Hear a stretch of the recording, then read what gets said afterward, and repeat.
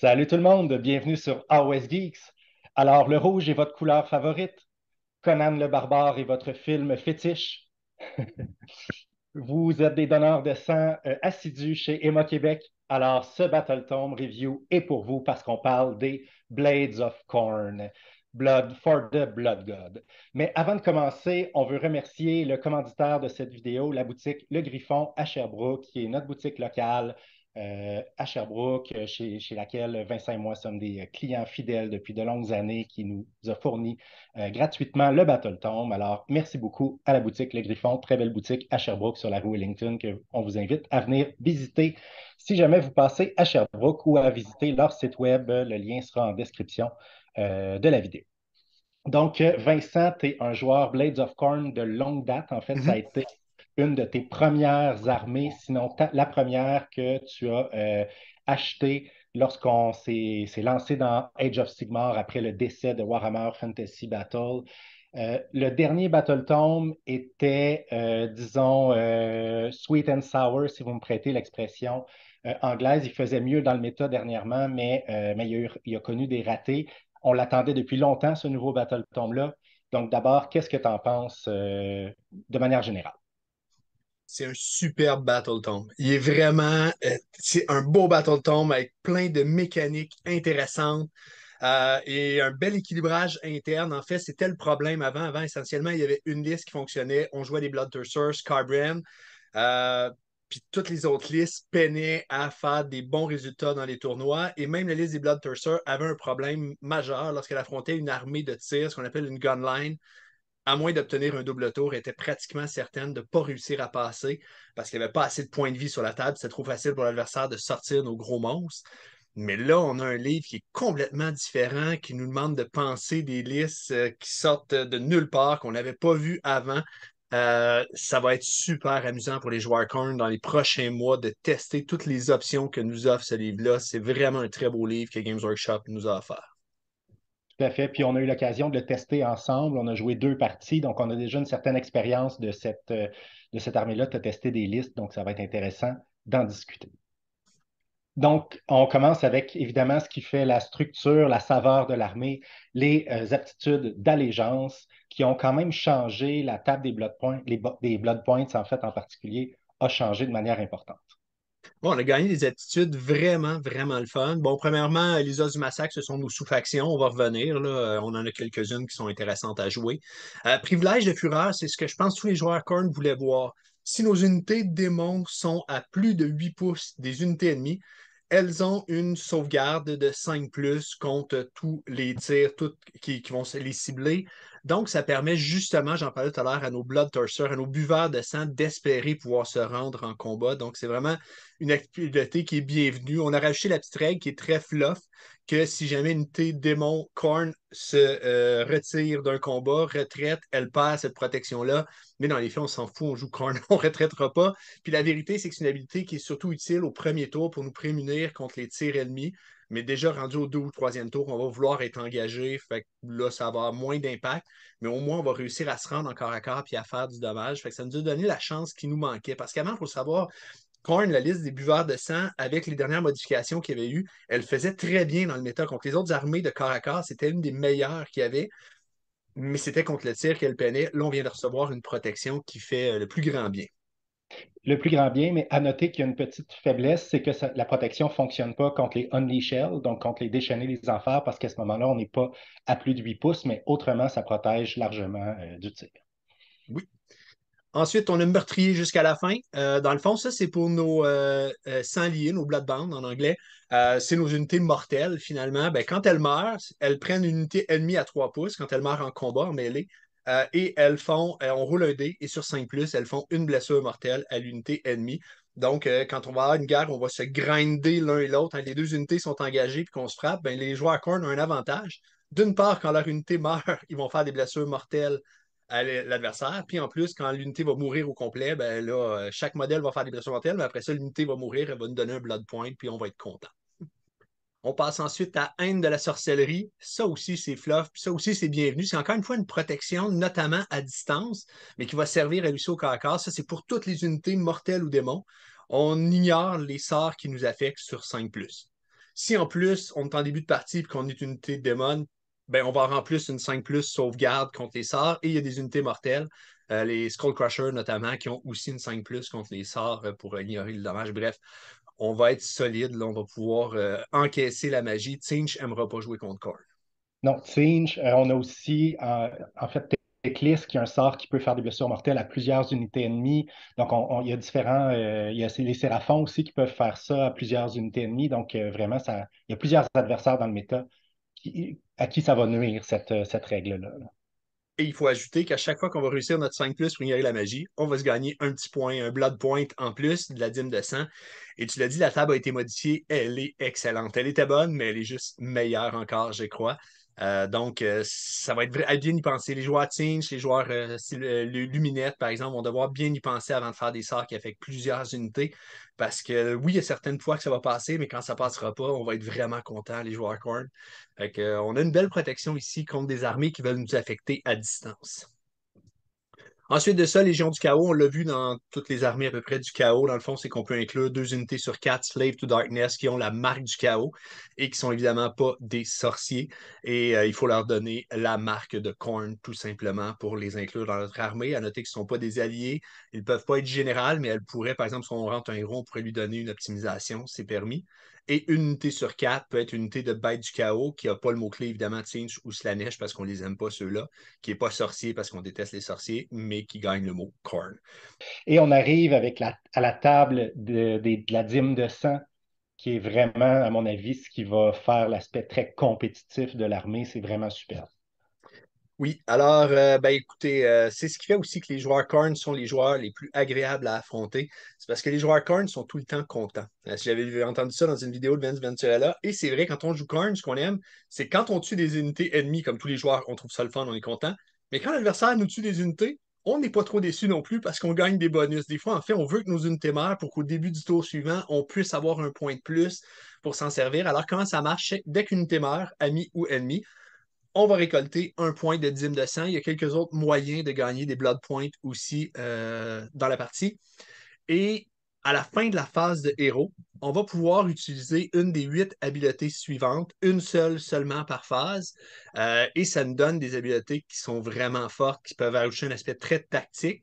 Et on va pouvoir aussi garder nos points de blood point, de dîme de sang, nos blood points, pour summoner, convoquer des Exact. unités de démons aussi. Fait qu'il y a 2 utilités au blood point et il va falloir, dans le fond, gérer comme il faut nos ressources parce que parfois, en fin de partie, appeler 5 loups sur un objectif, ça peut faire la différence entre gagner ou perdre, faire le score more ou pas. Mais en début de partie, peut-être qu'on va aimer mieux utiliser ben, les habiletés que nous donne la table suivante qu'on va présenter à l'instant. Alors, la première habileté, c'est la meilleure, puis elle coûte juste 1 point. Dans le fond, soif de meurtre, on prend jusqu'à 3 unités de lame de corne qui sont à 3 pouces ou plus, à plus de 3 pouces, en fait, qui ne sont pas engagées avec des unités ennemies, et elle peut faire un mouvement de 16 pouces. Sauf que ce qui rend cette habileté-là excellente, c'est que le mouvement de D6 pouces peut nous permettre d'engager des unités ennemies. Donc là, on voit toutes les possibilités tactiques. On est autour de l'autre. L'autre s'est retraité à notre tour quand on l'a frappé pour ne plus être engagé, pour pouvoir aller charger ailleurs. On dit, tu prends mon point, je ramène mon unité à 3 pouces pour réengager son unité.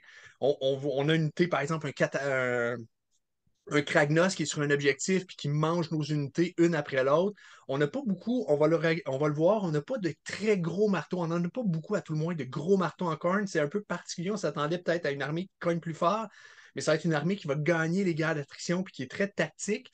Ben, imaginez qu'on a un Kragnos, il est difficile à sortir. Ben, plutôt que de le charger à notre tour puis risquer qu'il tue notre unité puis qu'il soit désengagé rendu à son tour, on avance à 3 pouces et un 16e de lui. Et au début du tour de l'autre joueur, on prend notre point, on vient clincher, hein, engager Kragnos, et là, il est pogné un tour à devoir nous tuer avant de pouvoir se désengager, charger. Fait qu'il y a plein d'applications à cette habileté-là et elle coûte juste un point de dîme de sang. Donc, ça va être très, très facile de l'utiliser. D'autres exemples d'application, l'adversaire au début de son tour décide sa tactique de bataille. Par exemple, ça peut être gaining momentum. Donc, on désigne une unité qu'on doit détruire puis contrôler plus d'objectifs que l'adversaire. On fait reculer de 6 pouces l'unité qui avait été désignée comme étant l'unité à détruire, ou alors on fait bouger une autre unité de D6 pouces pour venir faire un écran devant l'unité ciblée. On fait rater la tactique de bataille à l'adversaire. Donc, il y a une très, très grande flexibilité dans l'utilisation de cette habileté-là qui ne coûte qu'un seul Blood Point. J'écoutais Jordan Duncan puis Ray Hanna qui ont fait une review du Battle Tome là, sur la chaîne anglophone Season of War. Même chose du côté de AOS Coach, qui, pour ceux qui ne le connaissent pas, c'est une chaîne YouTube australienne.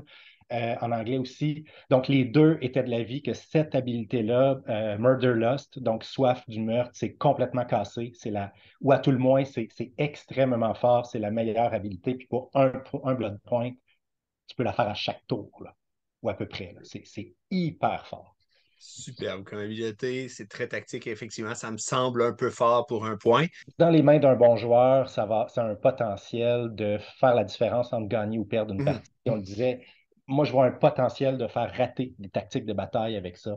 Et ça, on sait que rater une tactique de bataille, ça a un impact énorme. Ça permet aussi d'amener des unités sur des objectifs. C'est très, très, très, très bon. Tellement fort. Et comme je t'ai dit, on peut, bon, pour faire rater une tactique de bataille, on peut faire reculer une unité, mais ça ne nous empêche pas de faire un redeploy en plus par la suite. Fait que notre unité potentiellement pourrait bouger sur une chanceux de 12 pouces. Puis on va le voir, il y a d'autres façons de faire bouger nos unités aussi. Fait que c'est vraiment excellent. Ensuite de ça, le deuxième, c'est malédiction mangeuse de sorts. Ça, c'est très, très simple. Dans le fond, l'adversaire fait un sort, il réussit, on prend 2 blood points, puis on dit non. C'est tout. C'est un auto-dispel. Ce qu'il faut comprendre, par exemple, c'est que c'est notre habileté du tour. On peut la faire pendant le tour, on n'est pas obligé d'attendre la fin du tour pour le faire, à la fin de la phase de héros, mais c'est notre habileté de la phase de héros. On ne peut pas en faire d'autres, c'est bien spécifié. Oui, mais c'est quand même extrêmement fort contre certaines armées. Là. Je veux dire, bon, moi, je suis un joueur Sylvanette. Souvent, j'ai besoin de mes sorts pour me donner un bonus de charge pour faire le strike and fade. Oups, ton sort persistant, non. Donc, il y a plusieurs armées qui ont des sorts qui sont structurants dans leur stratégie. Puis toi, tu peux juste dire non, auto-dispel, pas de sort. Donc, très, très, très, très fort. Très fort. Ensuite, crâne d'airain météorique. Ça aussi, c'est vraiment, vraiment fort contre les bonnes unités. On prend une unité ennemie sur le champ de bataille. Il n'y a pas de distance spécifiée. On jette 8 dés. Chaque 5 plus, c'est une blessure mortelle. Fait que pour finir, un petit héros qui aurait 1 ou 2 points de vie en quelque part, une petite unité qui est sur un objectif. Mais ce qui est vraiment fort, c'est que si on cible une unité qui a 10 points, une caractéristique de blessure de 10 ou plus, ou 10 modèles ou plus, ben c'est plus sur 5 plus, c'est sur 3 plus qu'on fait des mortels. Donc en moyenne, 5-6 mortels qu'on va faire. Euh, ça fait mal. Ça fait mal. Ça permet de sniper, si vous me permettez l'expression, des héros là, qui ont perdu juste un peu de points de vie, qui ont essayé de retraiter. On termine ça avec ça. C'est une super habileté. Mais à noter, là, vous allez voir, je vais dire souvent que c'est des super habiletés, sauf qu'à chaque fois, ça prend des blood points. Il faut vraiment. Je pense que la table de corne va faire être un bon joueur pour savoir, OK, là, ça vaut-tu plus la peine d'utiliser ça là ou de garder mes blood points pour plus tard. Il faut vraiment faire une gestion de ressources avec corne. Fait que j'ai hâte de voir, mais je pense qu'entre les mains d'un bon joueur, ça va être excellent. C'est pas une ressource infinie, c'est ça qui arrive. On le voit, c'est pas toutes les listes de cornes non plus qui vont avoir la même capacité à générer beaucoup de points de dîme du sang, donc à gérer quand même avec parcimonie. Pas tous les adversaires qui nous en donnent autant non plus. Si on affronte bon, l'exemple extrême, mais j'affronte une liste avec 4 méga Gargons, au mieux, ça me fait 4 blood points, je réussis à tout tuer, là, c'est tout. Si j'affronte des Sylvanettes qui restent très loin, qui se déplacent, qui se téléportent, ben, ça va être plus difficile, ça va prendre plus de temps avant que je les génère. Donc, on a des ressources qui sont limitées, mais chaque point vaut son pesant d'or parce qu'on a vraiment des choses de fun à faire avec. Ensuite, frénésie apoplectique, ça c'est resté. On prend une unité Blades of Corn et vraiment tout est à cette heure, tout le wording, c'est toujours Blades of Corn ou c'est Blades of Corn mortel ou Blades of Corn démon. Si on a une unité de coalition qui a le mot-clé Corn, ça ne donne rien dans l'armée. Alors, on prend une unité qui est à 3 pouces, une unité ennemie. Puis, on la fait tout simplement combattre. Fait qu'imaginez un Skybrand qui est pas mort puis qui est engagé avec une unité ennemie. Ben, on décide qu'il frappe à la fin de la phase de héros, ma phase de héros ou ta phase de héros. Donc, ça peut être vraiment potentiellement excessivement fort. Ensuite de ça, haine montante. Ça, c'est plus situationnel, c'est qu'on ajoute un au jet de haine de sorcellerie. Donc, on va passer à 4 plus pour ignorer les sorts au lieu de 5 plus. Donc, situationnel, si on affronte peut-être Singe dans certains cas, mais ça coûte quand même 5 blood points. Fait que ça va dépendre d'où est-ce qu'on est rendu dans la partie. Est-ce qu'il reste encore beaucoup de sorts offensifs? Est-ce qu'on a encore beaucoup d'unités? Est-ce qu'on est rendu encore à corps et on pense le détruire ou pas? Fait que là, il est très situationnel. mais pourquoi pas? Les quatre premières, de toute façon, sont tellement excellentes. Je pense que c'est Ouais, plus avec celle-là qu'on va jouer. clairement. Ensuite, les têtes doivent rouler. On améliore la caractéristique de perforation des armes Blades of Corn de 1. Fait que sur tout le champ de bataille. Donc, le tour où on frappe, plus 1, mais ça nous coûte 6 blood points. Ça commence à être beaucoup. Comme je dis, je pense plus que c'est les premières habiletés, les quatre premières qui vont vraiment être utiles. Là, ça va être difficile d'avoir 6 blood points, plus peut-être des points de plus pour un summon, pour un petit écran, une unité qu'on comprenez, ça va commencer à être difficile. 7, c'est simple, ça c'est la moins bonne, en fait, que coule le sang.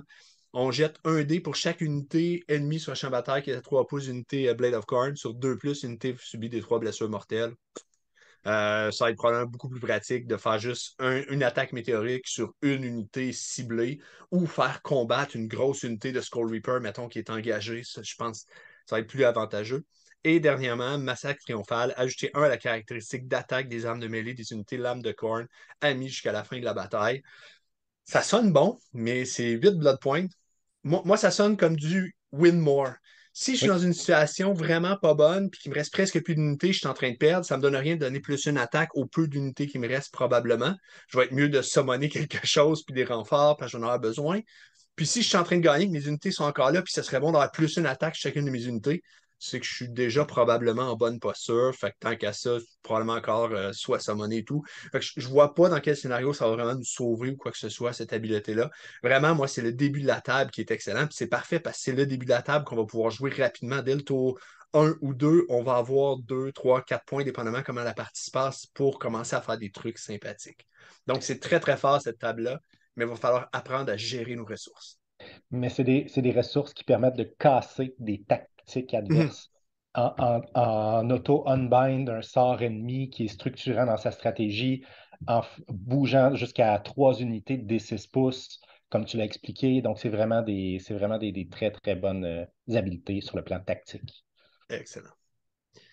Ensuite, ben, il y a la table de convocation. On peut appeler avec nos blood points. Comme si c'était pas assez ce qu'on peut faire, ben, on peut appeler, puis ça coûte pas très cher. Pour 3 points, on prend un maître du sang, un héros de corn. 3 points, on va avoir 5 flèches hand, 5 molosses de sang.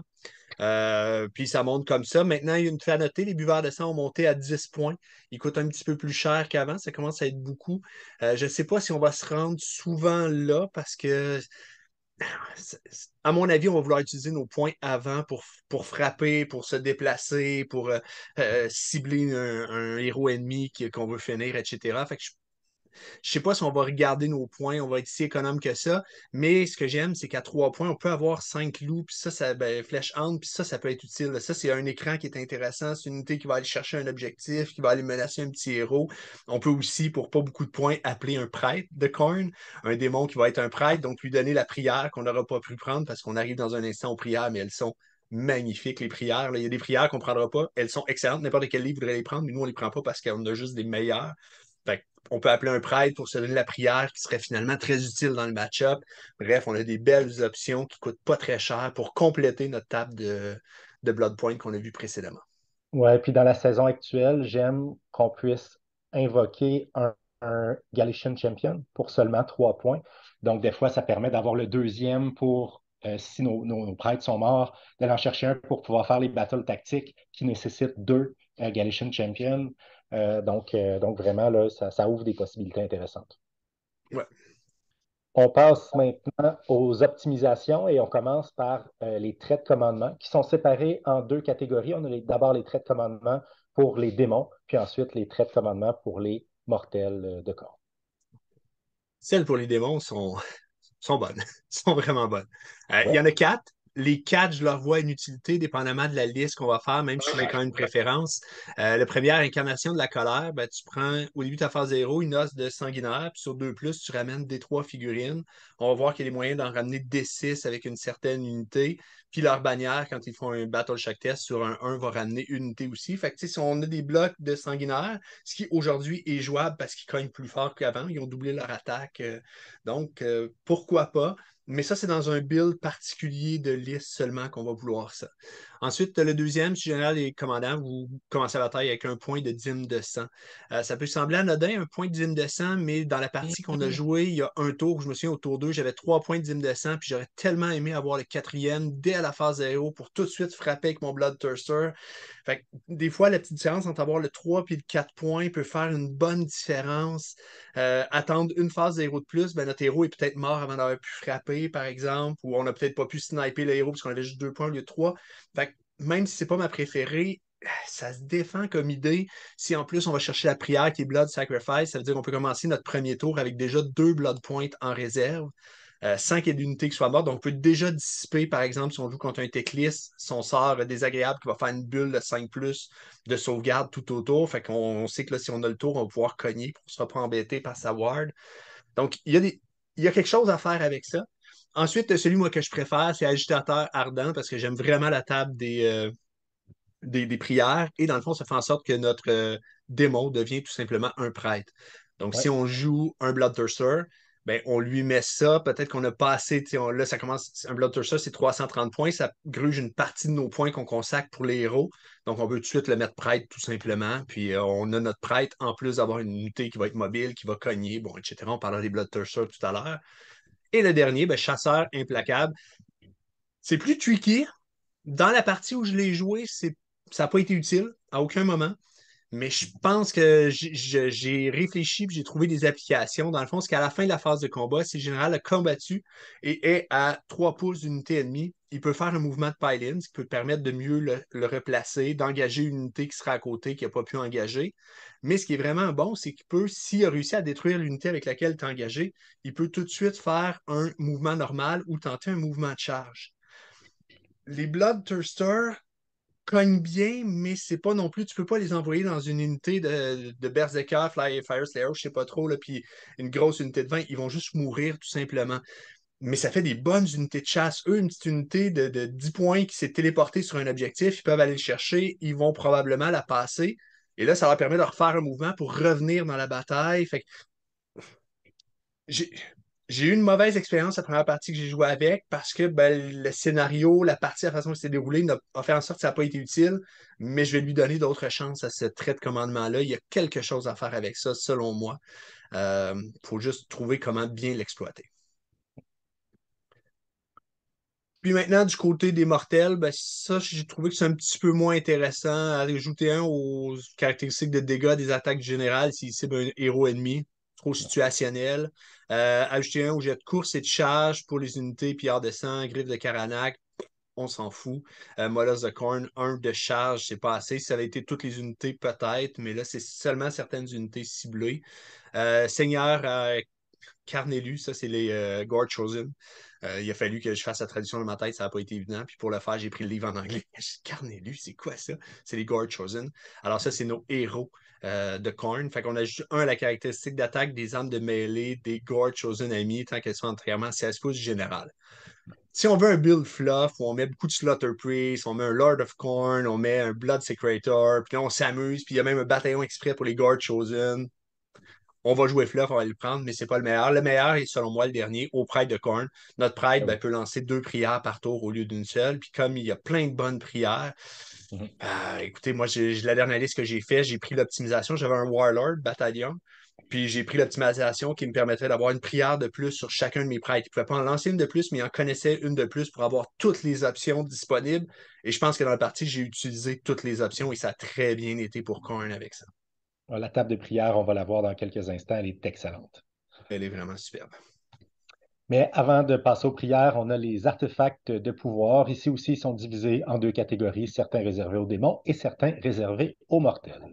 Oui, alors ceux des démons, il y en a deux qui retiennent mon. Bof, trois qui retiennent mon attention. La dernière qui augmente notre haine de la sorcellerie est vraiment trop utile seulement dans un match-up où on sait qu'on affronte un Tinge ou une unité une armée de casteurs de sorts. Là. Fait que ça, on prend pas ça en tournoi parce qu'on sait pas ce qu'on va affronter. Le premier, c'est simple, le porteur une protection de 4+ contre les blessures mortelles. Pourquoi pas? Ça rend nos unités plus tanky. Si vous avez un Bloodthirster, c'était un artefact qui existait avant, qui était pris régulièrement. C'est vraiment bon. Fait que tu te fais charger par un Kragnos, tu as la moitié de tes blessures mortelles que tu ne subis pas. Ça peut faire la différence entre un héros qui survit ou pas. Alors, c'est bon. Ensuite, la Reine des Lames, dans le fond, les jets de protection.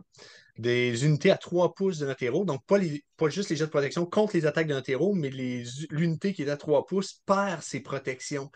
Donc là, dépendant du méta, il y a quelques unités embêtantes qui ont des belles protections. Je pense ici au Fire Slayer notamment, qui sont pas commodes là, avec leur protection à 5 4 Euh, je pense aux Nighton que tu affrontes qui se retrouvent souvent avec des protections à 5 avec leur habileté.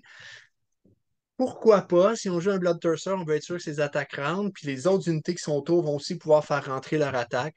Pourquoi pas? Mais ma préférée, c'est Halo de sang. L'effet de frappe en premier s'applique au porteur. Donc, si on a un Bloodthirster un peu monté pour le combat, c'est tellement une belle protection. L'adversaire nous arrive dessus, il nous frappe, mais on peut le frapper avant. Puis on a vu qu'il y a beaucoup d'unités là, qui commencent à avoir des attaques en premier. Fait que quand toi, tu les charges, tu veux pouvoir frapper avant qu'ils te frappent. Et il y a un petit combo aussi qu'on peut faire avec un Wrath of Khorne Bloodthirster, puis cet artefact-là. Donc, moi, pour l'instant, c'est mon préféré. Mais je déteste pas les deux autres, là. Les démons sont bien servis dans leurs artefacts puis leur optimisation en général. Et on arrive enfin justement au bréviaire des prières. Vincent, présente-nous ça. Les joueurs Korn vont s'en délecter. Oui. Alors, juste avant de présenter, je vais juste faire une parenthèse pour parler de l'altar de Korn, parce que c'est important ici pour bien comprendre les prières. Notre altar n'a pas changé par rapport à ce qui était avant ou très, très peu. Donc, je présente tout de suite son Washroll. Quand vous avez des unités magiciennes ennemies qui font un miscast, un double 1, c'est des 6 blessures mortelles au lieu de des 3, peu importe son haut sur la table. Fait que ça, c'est bien. On n'a pas le droit de faire de magie. Et Korn nous punit sévèrement quand on en fait. Ensuite de ça, ce qu'on a comme habileté, c'est que si on a un héros qui est en garnison, un prêtre qui est en garnison sur notre altar, donc qui est au milieu, qui est sur l'altar, on double la portée des Judgment of Khorne, des jugements de Khorne, des invocations qu'on peut faire. Donc, pour la plupart qui ont 8 pouces, on tombe à 16 pouces plus leur mouvement. Alors ça, c'est intéressant. On va voir qu'il y en a une notamment, le Blood Icon, qui est vraiment Ouais. bonne. Dans certains match-ups, elle est excellente. Et ensuite de ça, ben, comme avant, les prêtres qui sont entièrement à 8 pouces peuvent relancer leur jet de prière. Donc, on va le voir, beaucoup de prières très, très bonnes sont sur du 3, fait qu'un 3 relançable, c'est assez fiable. La prière va passer plus souvent, beaucoup plus souvent qu'elle va être ratée. Donc, sur ce, on peut commencer avec les prières. Alors, sacrifice sanglant. Euh, c'est simple, c'est une prière qui a une valeur de lancement de 4, donc on l'a réussi en la relançant 3 fois sur 4. On prend une unité ennemie à 8 pouces, qui est une unité amie à Khorne à 8 pouces. Pas Khorne, mais l'âme de Khorne, c'est important, ça ne peut pas être des alliés qui ont le keyword Khorne ou des unités de coalition. Et on lui inflige des 3 blessures mortelles, on la sacrifie en quelque sorte et on gagne un Blood Point. Alors on a de toute façon des unités de Blood River qu'on va utiliser, qui ne coûtent pas très cher, 80 points qu'on va utiliser parce qu'on veut qu'ils meurent, ils servent d'écran, ils vont mourir, ils vont nous donner un blood point. Mais avant qu'elles meurent, on les sacrifie 2 ou 3 tours. On fait couler le sang un peu, on gagne des blood points. Ça permet d'accélérer. Puis comme je disais tout à l'heure, des fois, la différence entre être à 3 blood points à la fin d'une phase de héros versus 4 blood points, ça peut faire toute une différence sur une partie. Donc, moi, pour moi, je vois pas pourquoi on s'en passerait de celle-là. Elle est vraiment bonne. En fait, la seule raison de s'en passer, c'est qu'il y en a d'autres bonnes, dont la prochaine, qui est Lien sanglant. On prend une unité ennemie à 16 pouces. On a une valeur de lancement de 3, donc 3 relançables si on est à 8 pouces. Et l'adversaire doit prendre son unité et faire un mouvement de 8 pouces qui l'approche le plus possible du casteur de sort, du lanceur de prière, dans ce cas-ci, excusez-moi, de Korn. Alors, il y a plein d'applications ici qui sont incroyables. J'en vois 2 facilement. Bon, toi, t'aimes ça, Yann, être en castle des fois avec un gros héros, un Spirit of Virtue qui est protégé, mais qui est à 3 pouces, donc qui va pouvoir roar mon unité, qui va pouvoir me donner strike class, quoi que ce soit. Donc, on peut prendre l'écran puis dire à l'écran, ben toi, tu avances pour aller frapper l'écran, la tuer. Puis après ça, si on gagne le double tour, passer par-dessus. C'est une première application. Une autre application, le fun, on joue contre des Nighton. Je n'aurais pas dire ça parce que je continue à jouer Nighton puis les aimer. Puis on a un Blood, on a le Krulgas Cruciator qui est désagréable, qui diminue à 1 les dommages. Si on joue beaucoup de Bloodthirster, ce héros-là, à lui seul, va nous coûter très très cher, va nous faire perdre la partie. Fait qu'on prend le héros parce qu'il est flying, qui est en plein milieu du castle de Night Hunt et on lui dit ben, toi, tu dois faire un mouvement de 8 pouces. Et donc, il a fait un mouvement de 8 pouces, on l'enligne avec un Bloodthirster qui a une grosse hache et on te le sort de la partie avec un plaisir manifeste. Évidemment que c'est plaisant pour le joueur Korn, c'est pas plaisant pour moi si c'est moi qui joue les Night Hunt puis quelqu'un me fait ça. D'ailleurs, en passant, si vous m'affrontez en tournoi, vous n'avez pas le droit de le faire parce que c'est moi qui viens de vous dire de le faire sur la chaîne. Mais on vient, tu l'as contextualisé au Night Hunt, mais ça montre que cette prière-là peut permettre de sortir des unités des bulles d'effet. En fait, il y a évidemment beaucoup d'armées qui ont des héros qui ont des bulles d'effet très fortes. Donc, on peut soit déplacer le héros pour que les autres unités soient plus à portée de l'aire d'effet ou déplacer l'unité qu'on veut attaquer de l'aire d'effet. Donc, ça va être pratique contre plusieurs armées. Ça permet aussi d'amener une unité ennemie à portée de charge. Donc, des fois, notre mouvement plus notre charge, ça fait une charge très longue pour la réussir. Bien là, on fait bouger notre cible vers nous de 8 pouces, puis soudainement, notre charge devient beaucoup plus courte, puis on arrive à la charger avec plus d'unités ou simplement à la charger. Donc, vraiment, il y a des très, très belles applications à cette prière-là. C'est Et il très y a clair. toujours l'application tout simplement que tu es sur l'objectif, tu avances de 8 pouces, tu n'es plus sur l'objectif, c'est plus facile de prendre l'objectif. Super bonne prière, très tactique à jouer, qui nous ouvre plein de possibilités. Ensuite, Peau d'airain, celle-là, elle n'est pas dans la subtilité du tout. On fait juste augmenter de 1 la sauvegarde d'armure d'une unité Blade of Corn qui est entièrement à 16 pouces. Souvent, le lancement de 3, c'est plus facile à lancer qu'un Mystic Shield et ça fait le même travail. Et il faut se rappeler que les prières, il n'y a pas de moyen de les dissiper, il n'y a pas de moyen. Fait que 3 plus relançable, c'est très, très fiable. Moi aussi, c'en est une que je pense qui devrait toujours être dans nos listes, mais là, ça en fait 3 que je pense qui devraient toujours être dans notre liste. Puis il y en a une quatrième qui est tout aussi bonne qui s'en vient. Ça commence à être difficile de faire des choix. C'est pour ça que quand je vous parlais tout à l'heure du trait de commandement de démon qui permet de rendre notre démon prêtre, c'est pas pour rien que je le considère. On veut pouvoir lancer un maximum de prières dans notre phase. Ensuite de ça, Instinctuaire, c'en est une autre qui est tout aussi stratégique que Lien Sanglant. Essentiellement, on prend une de nos unités, c'est une valeur de lancement de 3, on prend une de nos unités à 16 pouces et on lui fait faire en fin de phase de héros son plein mouvement. Donc, un buveur de sang, on va le voir, c'est 12 pouces de mouvement, par exemple, qu'on lui fait faire. Après, il fait 12 pouces à sa phase à lui. Puis après ça, il peut charger. Ça commence à donner la portée, ça nous permet d'aller chercher des objectifs que l'adversaire croyait bien protégés parce qu'il était loin de nous.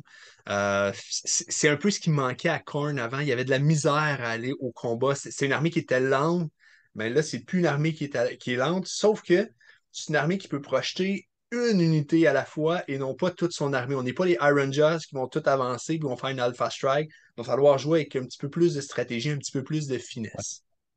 Mais on voit aussi qu'il y a une belle petite combinaison, là, le lien sanglant. Donc, on attire une unité de 8 pouces vers nous, plus on donne un mouvement en face de héros. Donc, là, à ce moment-là, il n'y a aucune unité adverse qui est réellement protégée à cause de la combinaison de ces deux prières-là. On peut littéralement tuer ou charger, en tout cas, n'importe quelle unité adverse sur le jeu avec une certaine fiabilité. Je dis n'importe quelle sur le jeu, il faut que l'unité adverse soit à portée du lanceur, du prêtre là, pour le lien sanglant, là, mais quand même.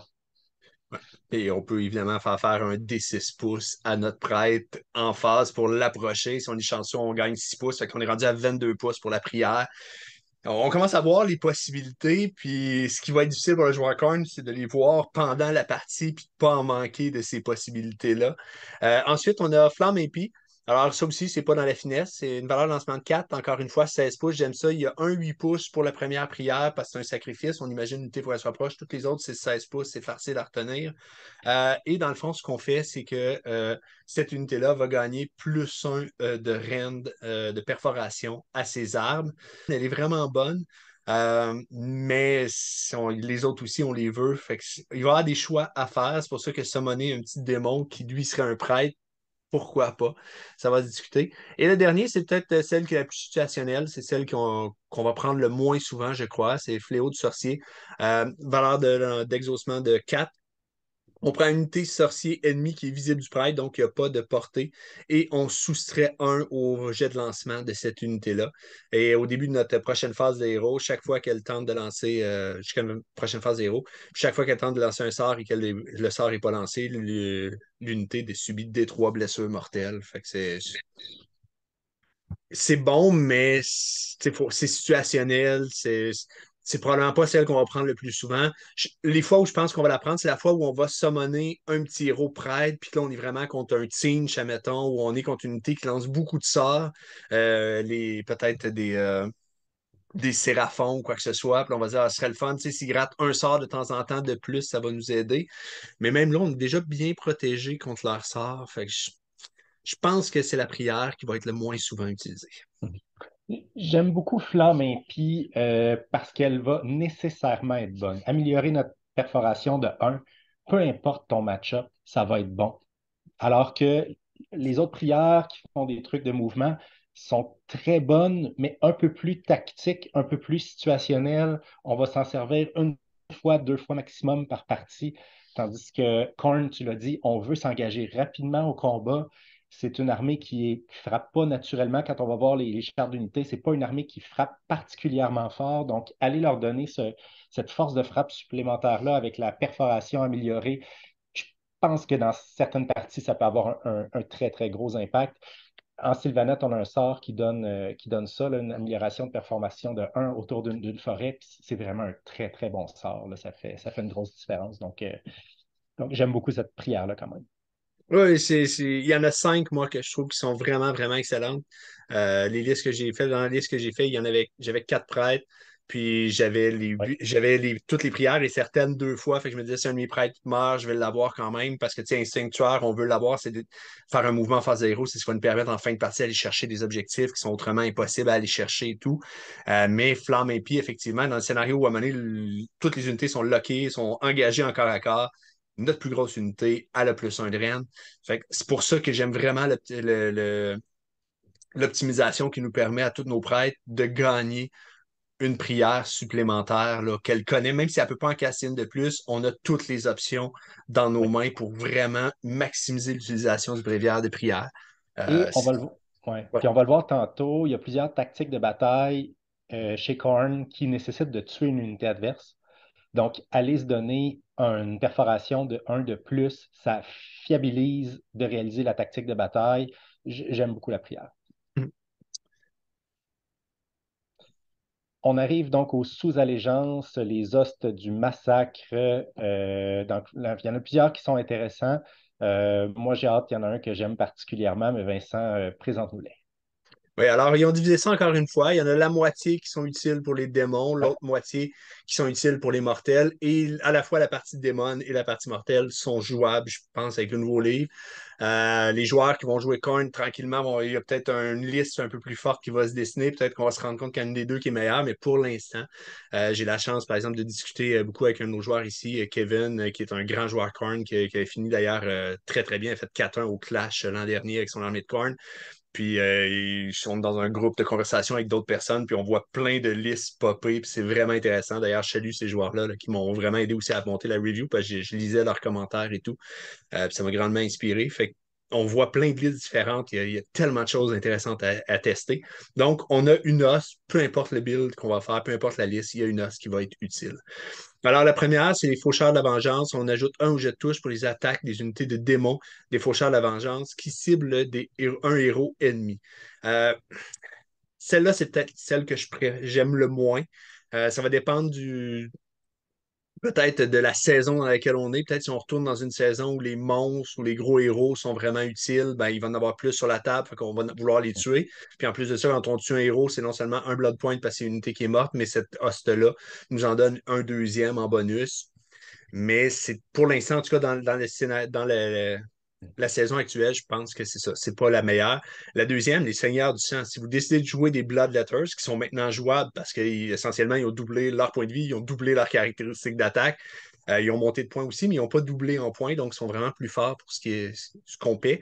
Ben, eux, c'est simple, quand on fait une charge avec eux, quand on fait une charge avec des sanguinaires, eh bien, là, ils vont faire des blessures mortelles sur des 5 et des 6 et non pas seulement sur des 6. Donc, on double les blessures mortelles. On prend 20 sanguinaires, 20 bloodletters. Ça fait 40 attaques, 41 avec le champion. Ça veut dire que le tiers de ces attaques-là vont faire une blessure mortelle. On part avec à peu près 13-14 blessures mortelles en partant. Là, après ça, c'est sûr que c'est pas des blessures mortelles en addition. C'est des blessures mortelles, puis ça arrête la séquence d'attaque, mais il nous reste encore on frappe sur du 3+, on va se donner sur du 2+, ça qui reste encore l'équivalent d'un de 41 attaques à 4 3 Ren -1, 1. On va faire en moyenne à peu près pas loin de 20 dommages contre une unité qui a du 4 Mettons que ça fait une charge qui picasse un petit peu l'adversaire et on vient de mettre 20 Bloodletters sur l'unité quand on a chargé si l'unité ennemie était sur un objectif. Il y a quelque chose à faire avec ça. Il y a certainement quelque chose à faire avec ça. Ben, en fait, ça rend les Bloodletters une des unités de Khorne qui frappe le plus fort sur la charge. Oui, sur la charge, c'est une des unités qui a le plus gros damage output. Ça a été la question que certains joueurs Scorn se sont posés au début, c'est quoi nos marteaux? Puis on n'a pas Mhm. les plus gros marteaux qui existent. Non. Mais là, une unité de Bloodletters comme ça, 20 dommages sur la charge contre du 4+, ça commence à être intéressant. Mais là où Korn va briller, c'est qu'il va être capable de grinder, de gagner les guerres d'attrition. Ensuite, les seigneurs maudits. Alors, tant qu'un buveur de sang est entièrement à 8 pouces d'un autre buveur de sang, il utilise le top, le dessus de sa charte dégressive. Donc, il n'est pas dégressif, il frappe à pleine force, il bouge à pleine vitesse et tout. Alors, pourquoi pas? C'est intéressant si on décide de jouer un peu la liste qui était jouée avant, puis qu'on la transpose dans cette nouvelle édition-là. Je suis plus certain que c'est aussi bon. Mais je ne désespère pas non plus. Si vous êtes un joueur de buveur de sang, certains se sont améliorés, ils frappent un petit peu plus fort qu'avant. Il y a encore quelque chose à faire, c'est juste peut-être un peu moins évident. Ensuite, on passe à la partie mortelle, et c'est là, il y en a deux. En fait, les trois sont bonnes, et il y en a deux qui nous donnent un bonus qui est discutable, lequel est le meilleur. Euh, Rat de sang. On ajoute un au jet de blessure, des attaques Bloodbound, des unités qui ciblent une unité ennemie qui conteste un objectif qu'on ne contrôle pas. Donc, quand on veut reprendre un objectif, on a +1 au jet de blessure, ce qui va nous permettre d'amener, par exemple, des Skull Reapers à 2+2+ avec un All-Out Attack ou d'amener les Blood Warriors à 2+3+ avec un All-Out Attack. Et si l'unité ennemie est entièrement en territoire ennemi, on va aussi gagner ce +1.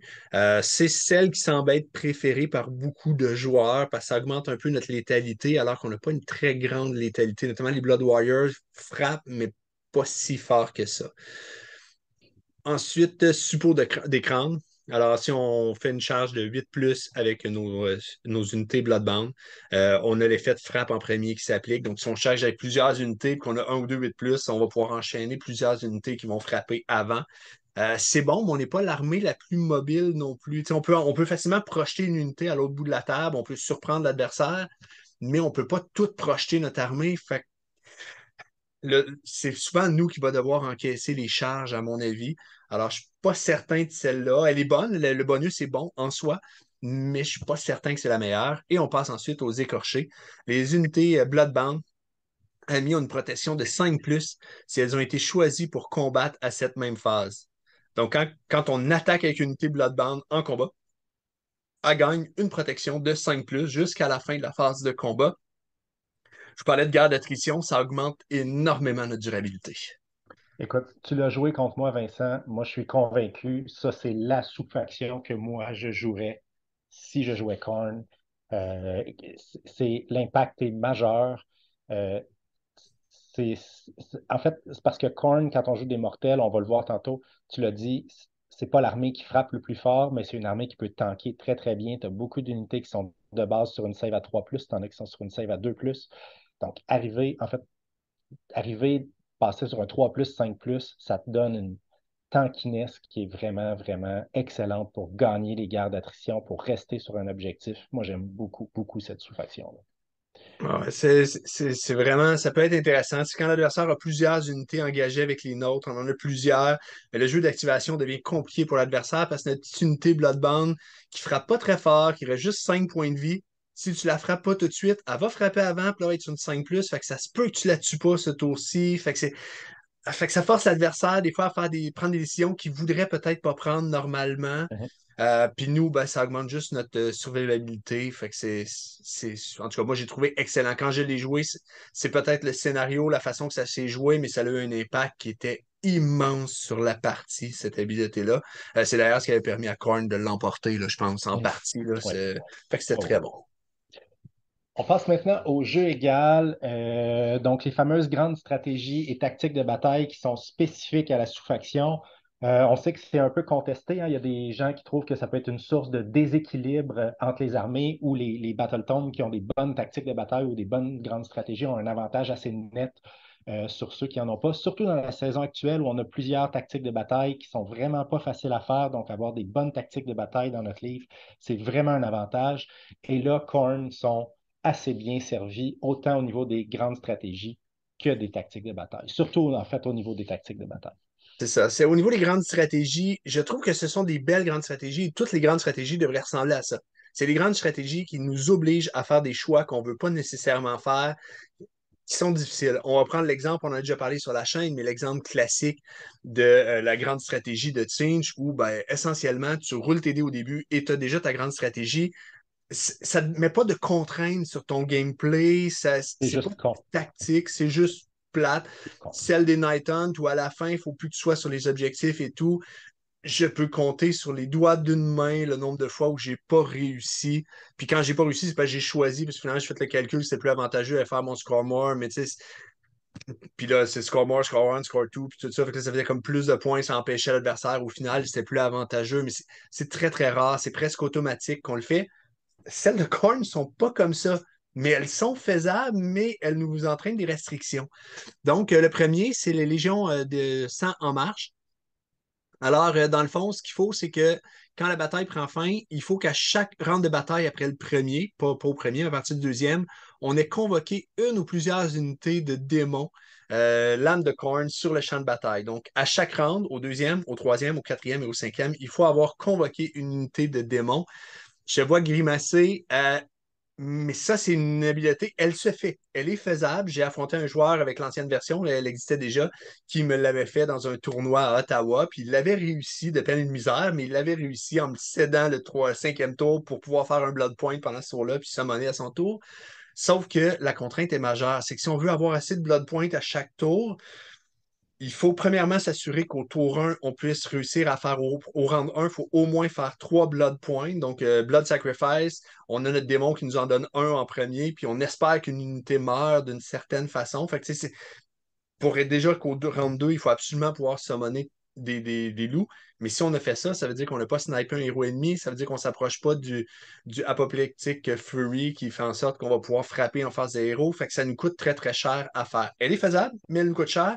Mais moi, je pense que c'est à ça que ça devrait ressembler des grandes stratégies. Il y a un trade-off quand on les choisit. Ensuite de ça, qu'on m'apporte un crâne de valeur, on prend un héros de l'armée adverse. En fait, on ne prend pas un héros, on demande à l'adversaire de choisir un de ses héros et nous, il faut réussir à le tuer avant la fin de la partie. Si c'était juste ça, je me dis, hey, c'est intéressant, c'est comme un beau challenge.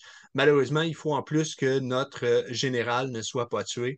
Moi, c'est la double contrainte que je trouve un petit peu trop complexe. Déjà que c'est l'adversaire qui choisit son héros, fait que là, il va choisir un héros qui va être super dur à aller chercher. Mais on a les moyens, avec un mouvement en phase de héros, puis tout ça, peut-être de réussir à aller chercher un héros n'importe où sur la table. Tu sais, je trouve qu'elle était intéressante, il fallait juste pas rajouter la dernière partie. Ensuite, récolter la dîme de sang. Alors là, c'est le pendant de l'autre. Il faut que quand la bataille prend fin, à chaque round de bataille, après le premier, on ait dépensé des points d'hymne de sang pour utiliser une récompense de dîme de sang, mais il ne faut pas avoir utilisé la même récompense de dîme de sang plus qu'une fois dans la bataille. Fait que là, il y a une contrainte. Ça veut dire que le mouvement de D6 pouces en face des héros pour un point qui nous permet d'engager des unités ennemies, on ne peut pas le faire plus qu'une fois dans la partie. Je sais pas. Je pense l'essayer. Je ne l'ai pas essayé encore. Je pense l'essayer quand même parce qu'on a quand même 4 options qu'on va utiliser qui sont bonnes. Et ça va nous laisser, dans le fond, des points pour du summon, de la convocation de démons. Pourquoi pas? Je réserve mon jugement, mais la contrainte est quand même forte de ne pas pouvoir réutiliser 2 fois la même habileté. C'est peut-être la plus faisable Oui. la plus utile des grandes stratégies. Puis elle est particulièrement intéressante dans une situation où les grandes stratégies génériques sont quand même assez difficiles à faire, quoique là, il y en a une assez facile. En fait, il y a un choix assez évident pour Korn, peut-être, dépendamment de la liste dans les grandes stratégies génériques. On pourra en parler tantôt. Oui, c'est ça. Celle-là, en passant, si on la prend, encore une fois, le trait de commandement qui fait que notre démon commence la partie avec un point de blood point, ça peut être vraiment important, à moins, parce que si on rate notre prière qui est blood sacrifice, ou si on rate la prière qui nous fait bouger en phase zéro, on peut se retrouver qu'à notre tour 1, on ne réussisse pas à gager l'adversaire. Puis si notre adversaire se souvient que c'est ça notre grande stratégie, il fait juste faire, ben moi, mon tour 1, je vais juste me placer des objectifs, je te touche pas, je t'attaque pas, tu viens de rater ta battle tactique déjà au tour 2. Ou ça le force à te dire, toi, tu es obligé de lui laisser un double tour au tour 2 pour pouvoir perdre des unités, ça commence à être un peu coûteux à faire. Ensuite, disciple de carnage, quand la bataille prend fin, on a accompli la grande stratégie. Si on peut, on a fait au moins 4 tactiques de bataille et que chacune d'elles vient de la liste ci-dessous, la liste de Korn. Généralement, on ne la prend pas, celle-là. Là, elle se réfléchit peut-être parce qu'on en a quand même quelques-unes qui sont bons. C'est faisable, même si c'est pas facile. Ouais. Puis, dans les grandes stratégies génériques là, du manuel général, toi, tu as essayé celle qui nécessitait d'avoir à la fin de la bataille plus de champions de galets que l'adversaire. Et comme on veut jouer plusieurs prêtres, tu avais une liste où je pense que tu avais quatre héros Galatian Champion. Ben là, ça devient quand même faisable. Oui, oui, c'est ça. Ça, je pense que ça se fait. Puis, on a les moyens aussi, notamment avec l'habileté, bon, la comète, dans le fond, qu'on peut envoyer, d'aller faire des mortels loin. On peut faire bouger, avancer un champion de galet adverse pour pouvoir aller le frapper. Fait que, tu sais, on a des moyens de réussir à aller tuer les champions de galet ennemis. Puis, comme on en a beaucoup, nous, je pense que c'est une possibilité, là. En tout cas, moi, je pense que c'est la meilleure qu'on va souvent avoir, dépendamment de notre construction de liste. Absolument. Du côté des tactiques de bataille, il y a vraiment des choses intéressantes. Ah oui, là, il y en a plein. Essentiellement, ça revient à tuer des choses ou tuer plus de choses. Corn. Mais c'est corn et c'est simple. Et tuer des choses adverses, ça va dans le sens de ce qu'on veut faire dans la partie de toute façon. On veut tuer des unités, on veut que le sang coule, on veut notre dîme de sang, on veut enlever les unités des objectifs ennemis, des objectifs, on veut les contrôler. Bref. Le premier, c'est du sang pour l'hôtel. On prend une unité qui est à 8 pouces de notre hôtel de crâne, là, notre pièce de terrain, notre pièce de faction, puis il faut qu'elle soit détruite pendant le tour. Simple, efficace. Si l'unité ennemie est rendue là, c'est qu'elle est rendue proche de nos unités. Ça se fait très, très bien. Tuer le sorcier, on prend un héros sorcier ennemi, puis il faut qu'il soit tué pendant le tour. Il faut qu'il soit tué pendant le tour, c'est à peu près toutes les tactiques de bataille finissent par ça. Ensuite de ça, l'épreuve des crânes, on choisit une unité amie. On accomplit la bataille si au moins 8 figurines ennemies ont été tuées par des attaques de cette unité pendant le tour. Ça va dépendre un petit peu de la construction de liste des adversaires, mais souvent, les listes ont un petit cordon de 10 modèles à un point de vie. On envoie un Skybrand là-dedans. C'est fait. Merci, bonsoir. C'est une tactique automatiquement réussie. Ah, On envoie des Skull Reapers, on envoie les Bloodletters qui vont exploser un écran. ouais. Fait que dans beaucoup de match-ups, ça va pouvoir se faire. Ensuite, pas de coureur dans nos rangs. Celle-ci est la plus difficile, selon moi. Il faut que toutes les unités lames de corne amies sur le champ de bataille soient à 8 pouces d'une ou plusieurs unités ennemies. Dans certains scénarios où on sait qu'on est engagé, que l'unité ne pourra pas, tu sais, on ne réussira pas à tuer l'unité ennemie, puis que tout est à 8 pouces, mais il faut faire attention, si on tue les unités qui sont encore à corps engagées avec nous, ben là, il y a peut-être plus d'unités à 8 pouces. Si l'adversaire redéploie, s'il fait un redeploy, un pile-in, puis tout ça, il peut se retrouver à nous jouer des mauvais tours. Il faut vraiment la penser comme il faut, celle-là. Là. Elle est pas, à mon avis, elle n'est pas évidente. Elle a l'air très, très simple, mais en la jouant, il faut vraiment, vraiment faire attention à comment on va la jouer. Ouais.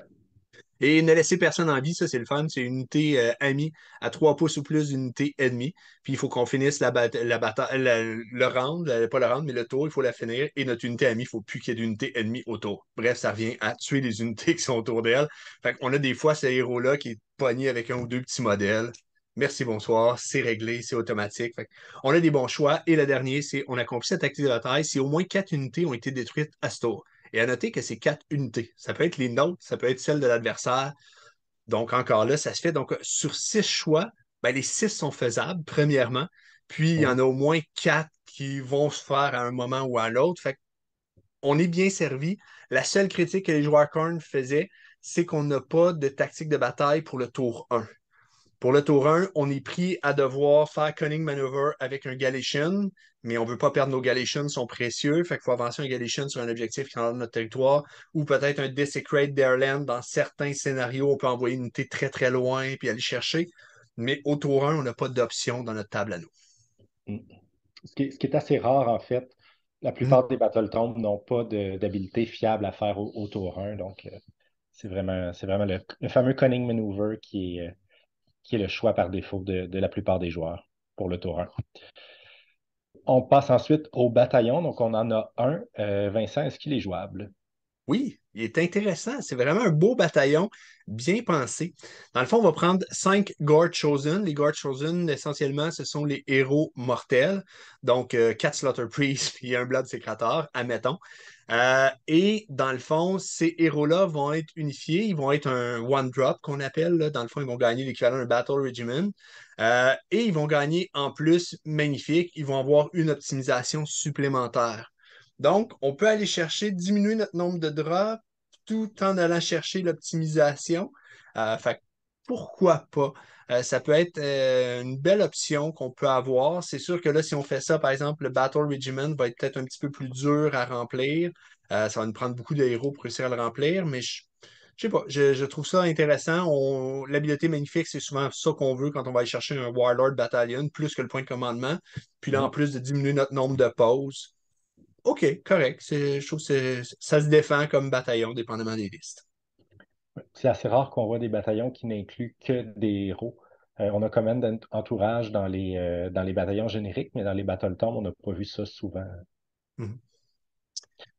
On passe maintenant aux chartes d'unité et on commence avec nul autre que le démon déchu Scarbrand.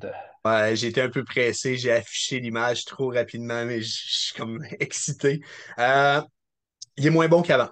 Bon, on va se le dire tout de suite. Avant, il était meilleur. Avant, Ouais. il était meilleur, pas tant que sa charte était meilleure, quoiqu'il y a une phrase dans sa charte qui fait une grosse différence, c'est ça la grosse différence.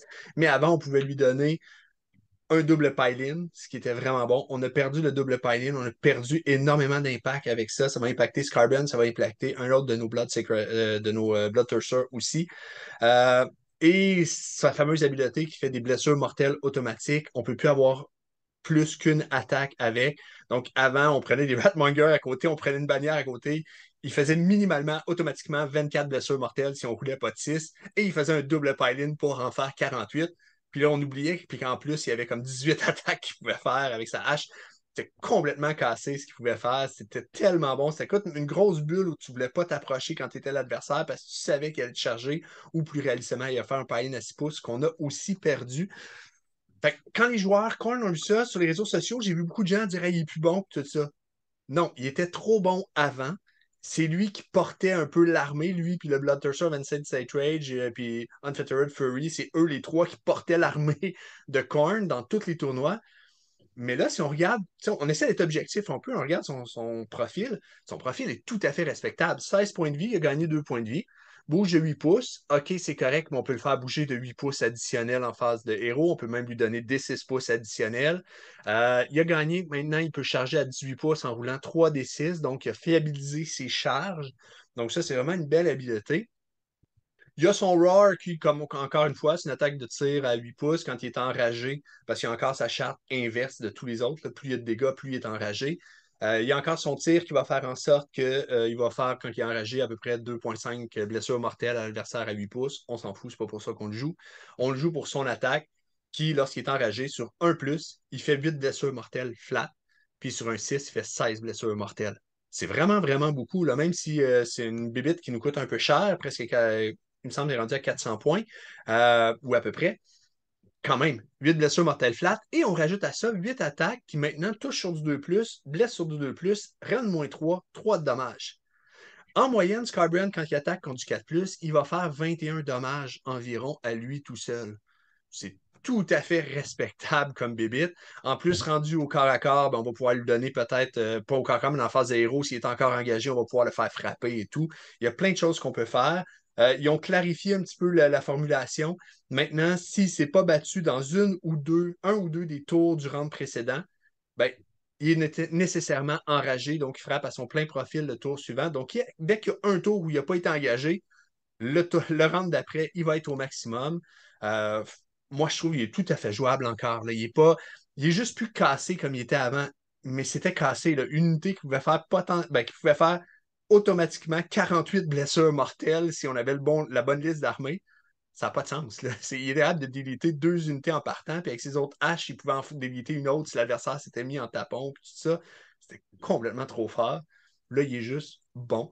Alors, moi, je vais continuer à le jouer. C'est juste que c'est plus un auto-include comme avant parce que, ben, il y a des unités qui tankent mieux, qui subissent mieux qui vont mieux supporter les dégâts adverses. Petite faiblesse quand même, 16 points de vie sur une sauvegarde à 4+. Donc, ça le rend quand même assez facile à sortir s'il se fait charger par un marteau adverse. Oui, ça, il faut pas, il faut vraiment bien le jouer. Il faut pas qu'il se fasse charger. Il faut que ce soit lui qui charge. Si vous avez une partie où Skybrand s'est fait charger puis il a été sorti, c'est que vous avez mal joué. Il y a eu une erreur que vous avez fait en quelque part. Il faut pas. Ou vous n'avez pas été chanceux. Là, des fois, l'adversaire fait des charges à 12 pouces puis il n'est pas supposé. Des fois, il en fait deux de suite à 12 pouces puis il n'est pas supposé. Mais ça, bon, ça arrive. Ouais. Dernière partie, c'était 11 puis 12. C'était pas 12 deux fois. Il faut pas exagérer. Non. Mais bon. En tout cas, fait que, mais Skybrand, c'est encore jouable, mais comme tu dis, le 4 de sauvegarde d'armure, on espérait les joueurs Korn réussir à avoir le 3 comme la majorité des monstres, qui nous aurait rendu un petit peu plus tanky au corps à corps. Malheureusement, nos héros continuent d'être fragiles. 2 points de vie de plus sur du 4 ça fait pas une grosse différence dans le méta actuel. Et on passe maintenant aux trois différents buveurs de sang. Oui, alors, ben, le premier, le Wrath of Corn, moi, je trouve que ça a été c'est une amélioration globalement. Premièrement, 12 pouces de mouvement au lieu de 10 pour commencer. Des profils qui sont un peu moins dégressifs. Il y a juste 4 paliers, puis on commence à dégraisser à partir du 7e round subi. Donc, un peu moins dégressif. Celui-ci est intéressant. Comme tous les Bloodthirsters, c'est la même chose. 16 points de vie sur du 4+. Bravo Radis.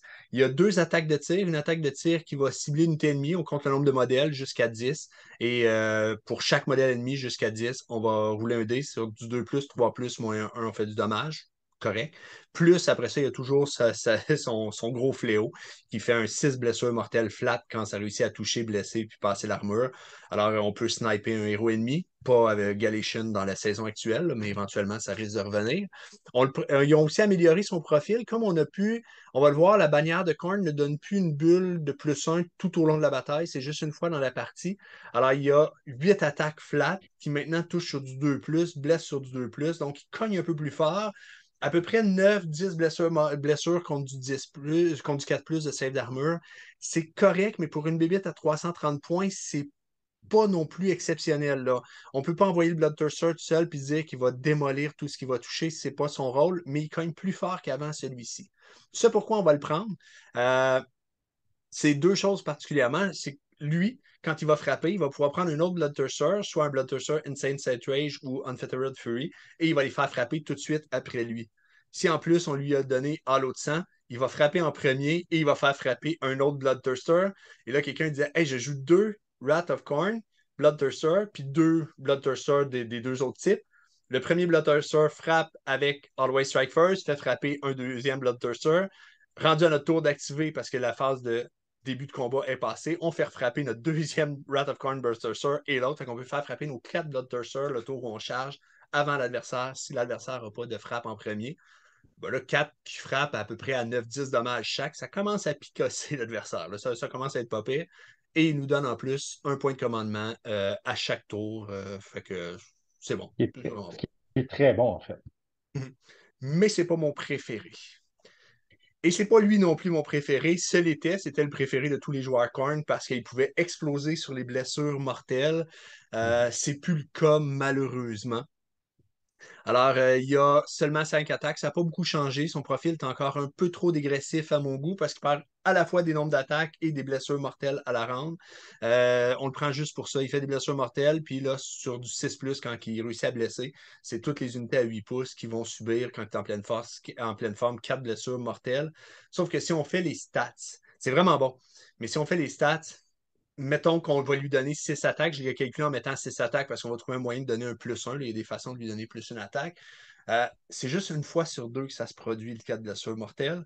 Puis le 8 blessures mortelles, qui lui a vraiment un impact, là, qui permet de tuer les héros et tout ça, ce qui fait vraiment des fois qu'on gagne une partie juste avec lui.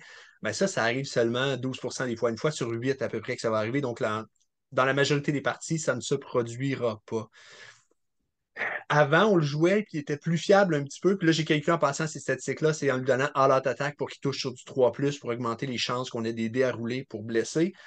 Avant, on le prenait, puis il était vraiment excellent parce qu'il y avait le double pile-in. Alors, le double pile-in doublait les probabilités qu'on fasse des blessures mortelles. Le double pile-in nous permettait aussi de le replacer pour mieux frapper, pour mieux impacter si on faisait des blessures mortelles. Je pense que là, c'est rendu un peu une roulette. Tu sais, si on le joue, c'est qu'on aime vraiment ça, les jets épiques, mais il faut accepter que des fois, il ne fera absolument rien. Et il n'y a aucune autre habileté à part celle-là, donc il ne nous apporte rien de plus que peut-être les blessures mortelles. Je pense que c'est plus la meilleure option. C'était le Boom Thirster, c'est devenu le Casino Thirster. Exactement. Et on passe au buveur de sang, qui est mon préféré, le troisième buveur de sang. La troisième option, c'est celui de la fureur effrénée, Unfettered Fury. Alors, dans le fond, lui, pourquoi on le prend? Il a le même profil d'attaque que le Wrath of Corn. Son tir est un peu moins bon, mais au corps à corps, va faire du 9-10 dommage contre du 4+. Mais on le prend parce qu'il y a deux habiletés qui sont vraiment bonnes. La première, c'est qu'on prend une unité qui n'est pas héros, une unité Bloodborne qui n'est pas héros, et on peut lui faire une charge à 3d6 pouces et elle peut charger jusqu'à 18 pouces, unité ennemie. Donc, on se rappelle, mouvement en phase de héros, mouvement en phase normale, plus une charge à 3d6. L'adversaire ne le verra jamais venir, mais on peut aller chercher n'importe quoi sur le jeu. Donc, c'est la première habileté pour laquelle on va le prendre. On peut catapulter une unité. Et la deuxième habileté, si on a un style de jeu plus tanky, avec des mortels qui sont bien armurés, qui font des mortels quand ils se font frapper, qui font des mortels en mourant, on va chercher cette habileté-là qui soustrait un au jet de touche des unités ennemies à 8 pouces. Tir et corps à corps. Dès que l'unité est à 8 pouces, elle a -1 pour toucher. C'est sûr, ça peut être mitigé avec un all-out attack, mais l'all-out attack fait juste ramener l'unité où elle était. Ça lui donne plus un bonus finalement. C'est excellent. Ça a eu un impact immense dans le game qu'on a joué. Et en plus de ça, à la fin de la phase de combat, on prend toutes les unités ennemies à 8 pouces, puis sur 4+, on fait des 3 blessures mortelles, ce qui s'additionne aux petites mortelles qu'on a fait en mourant et tout et tout. Moi, pour l'avoir essayé, je l'ai trouvé excellent. Il a vraiment rempli son rôle. Il était en plus mon général, c'était un prêtre. Il a fait tout ce qu'il fallait qu'il fasse, là. Il a bien joué sa partie. Il est mort à un moment donné, mais il avait valu ses points. Puis si on le combine en fait avec la sous-faction qui donne une protection à 5 plus pour les unités Korn qui ont déjà attaqué pendant le tour, mais là, on se retrouve à quand même avoir protection à 5 plus moins 1 à la touche. C'est là qu'on disait que Korn va pouvoir tanker quand même assez bien, gagner les guerres d'attrition. Donc, wow. Ouais, vraiment, vraiment excellent. On passe ensuite au preneur de crâne. Bon, lui, dans le fond, c'est un chasseur de héros. Puis comme la majorité des unités qui ont un rôle spécifique comme ça, des petits héros à pied, c'est sympathique. Il va frapper fort contre des héros, mais je pense pas qu'avec son 5 pouces de mouvement, même si on peut le catapulter et tout, je pense pas qu'il en vaut la peine, malheureusement. Il sera pas joué beaucoup. La figurine est magnifique. J'aime vraiment le démon.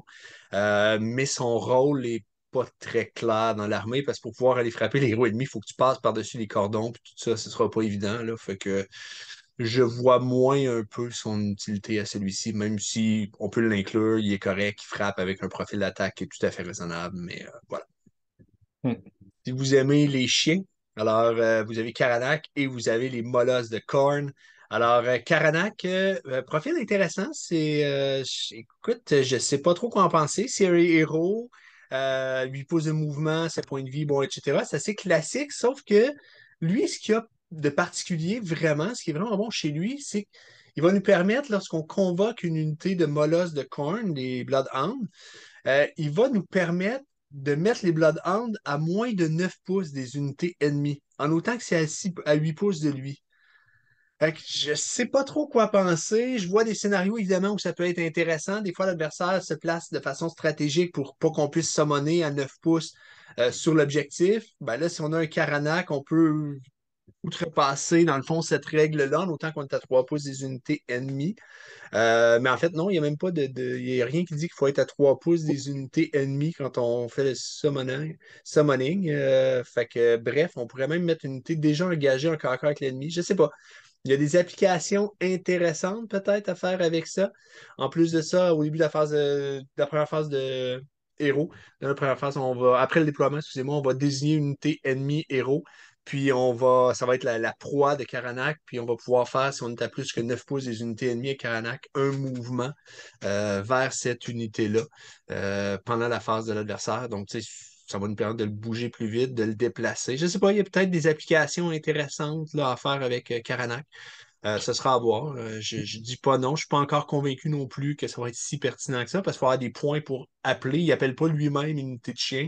Il faut avoir des 3 blood points pour pouvoir en appeler. Fait que Hmm. à voir. Moi, ce que je retiens de ton analyse, en fait, c'est ta comparaison avec les chiens. Fait que Tu sais, si on aime les chiens, on va aimer ça. Fait que si jamais tu choisis de t'acheter un chien, dis-le moi. Je vais arrêter d'aller chez toi parce que c'est pas le genre de chien que j'aimerais fréquenter. Non, non, non, ils sont pas sympathiques, ils sont pas C'est commodes, ceux-là. c'est pas exactement un labrador, là. Non, non, non, non, non, non. Mais j'aurais mal de toute façon un Blood Warrior en train de flatter son labrador qui est tout joyeux, là, ça fait pas. Non. Alors, on passe au Molosse de Corn, justement, l'unité qui vient avec, qui un peu qui a le même, la même esthétique que Karanak. Alors, ce sont les Bloodhounds. Profil correct, 4 attaques chacun, 3 plus, 4 plus. Ils ont une attaque de tir. En fait, le champion a une attaque de tir, je ne me trompe pas. Euh, c'est pas pour ça qu'on les prend, c'est juste que ça fait un excellent écran. 5 modèles comme ça fait 10 points de vie sur du 5 qui bouge relativement rapidement. C'est surtout de leur utilité. Puis en plus de ça, il y a un petit bonus de plus 2 à la charge que je trouve intéressant. On a parlé tout à l'heure que quand on charge les unités ennemies qui ont du tir, on n'est pas protégé, notre sauvegarde, notre protection ne nous protège pas contre le tir parce qu'on est à moins de 8 pouces, même si on joue des démons. Mais là, on peut jouer cette unité-là pour aller encaisser les Unleash Shell. Fait que le plus 2 pouces de charge nous assure un peu qu'elle va pouvoir rentrer. Puis après ça, nos buveurs de sang vont pouvoir rentrer par la suite après que le Unleash Shell ait tué 5 mollusques qui valent 100 points. Fait que c'est pas une grosse perte. Fait qu'ils ont un rôle à jouer dans l'armée. C'est nos unités Battle Line. C'est une bonne Battle Line sans être une Battle Line exceptionnelle. Il y a de quoi à faire avec ça. Deux autres petits héros démons.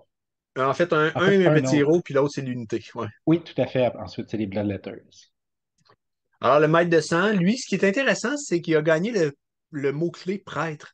Alors, il a accès à tout le bréviaire de prière, c'est parce qu'il nous manquait, parce qu'avant, on était obligé de jouer des Slaughter Priests et j'ai écouté des reviews ici et là, j'ai lu un peu sur les réseaux sociaux. Puis, tu sais, il y a des joueurs qui jouent Korn pour jouer des démons. Ils veulent pas jouer de mortels, mais avant, on était un peu obligé d'inclure la bannière, on était obligé d'inclure les Slaughter Priests dans un certain build, puis à la fin, mais dans un certain moment. Ben là, vous pouvez jouer des prêtres qui vont être des démons, tout simplement. Alors, c'est sa principale utilité. Et en plus, il y a un sort qui est, ben, pas un sort, mais une prière qui est vraiment bonne. J'ai encore une confusion ici. Alors, c'est une valeur de lancement de 3 avec une portée de 16. On prend une unité ennemie. Euh, Jusqu'à notre prochaine phase des héros, on va ajouter un au jet de blessure pour les attaques de démons qui ciblent cette unité-là. Donc, nos sanguinaires vont pouvoir passer à du 2+, avec des blessures mortelles sur du 5+, quand ils chargent dans la bonne sous-faction. Fait qu'il est là, dans le fond, pour buffer nos sanguinaires. Si on joue un gros build de sanguinaires, je pense qu'on va vouloir jouer au moins un mètre de sang. Puis en plus de ça, il y a un petit bonus quand il combat. Il fait tout de suite combattre par la suite une unité de sanguinaire. Alors, bravo. C'est une belle petite unité. Il a son rôle à jouer. Puis C'est il a ça. accès à des prières magnifiques. Les sanguinaires, eux, ont changé. C'était un peu les démons mal aimé dans le lore, dans l'histoire, dans le jeu, en fait, avec les démonettes, qui n'étaient pas vraiment meilleurs, là. Mais là, 2 points de vie au lieu d'un, 2 attaques chaque au lieu d'une attaque. Donc, même si on n'a pas la bannière proche, ils vont faire le travail. Si en plus on a la bannière et qu'on l'active, il tombe à 3 attaques et il gagne des blessures mortelles sur les 5 au lieu des 6 dans la bonne faction quand il charge. Donc là, ça peut jouer le rôle de marteau. Puis le fait qu'il y ait 2 points de vie chaque, ben, c'est plus difficile pour l'adversaire de les sortir. À 2 points de vie chaque, on en perd moins. Donc leur bravoure à 10, il faut en perdre plusieurs avant qu'on commence à avoir peur d'en perdre sur le Battle Shock. Fait à noter, leur bannière est un petit peu différente. Avant, sur un 1, on ramenait des 6 modèles. Là, sur un 1, on en ramène seulement un modèle. Fait que c'est moins impactant, mais on n'a aucun modèle qui fuit sur un 1. Fait que même si l'adversaire nous a tué 10 modèles, qu'on a perdu la moitié de l'unité, si on est chanceux et qu'on roule le 1, on ramène un modèle et on perd rien. Donc, les sanguinaires sont vraiment jouables maintenant. Et quand on en summon sur le jeu, quand on en summon 10, ben, c'est 20 points de vie qu'on vient de ramener sur la table en fin de partie. 20 points de vie, des fois, il reste moins de ressources pour les sortir, ces 20 points de vie-là. Donc, une bonne unité, puis une bonne unité à summoner ou à convoquer surtout. Vraiment le Glass Cannon chez Korn, par contre, parce qu'on va voir les autres unités d'infanterie chez Korn sont plus tanky, mais frappent un peu moins fort. Un Sauf peu moins une de en... punch. Ouais, tout à fait. Maître des crânes, le héros de Korn, lui, c'est celui qui est sur le Juggernaut. Euh, Sa principale habileté, c'est de faire en sorte que les écarisseurs, les Bloodletters sur les Juggernauts deviennent Battle Line. Donc, si on veut vraiment jouer une armée de cavalerie de Khorne, on va le prendre parce que ça va nous éviter de devoir payer pour des Battle Line. On va déjà avoir nos écarisseurs comme Battle Line. Sinon, une fois par bataille, au début de la phase de charge, il peut déclarer que c'est la cavalcade, on va rentrer comme des fous. Et là, les unités à 16 pouces de lui vont pouvoir relancer leur charge, toutes les unités. Fait que le tour où on veut vraiment rentrer, il va faire un, il va pouvoir aider, dans le fond, assurer qu'on réussisse nos charges. Correct, mais c'est vraiment dans une liste particulière. Il va faire des blessures mortelles sur l'impact. Les écarisseurs, eux se sont améliorés. Eux sont plus intéressants qu'avant. Premièrement, ils ont gagné 1 point de vie de plus. Donc, c'est 5 points de vie chacun. Et leurs blessures mortelles, quand ils vont frapper, quand ils vont charger, font beaucoup plus mal. En fait, c'est que chaque modèle, on prend une unité ennemie à 3 pouces. Sur chaque jet de 2 à 4, on fait une blessure mortelle, mais sur un jet de 5 plus, on fait deux blessures mortelles.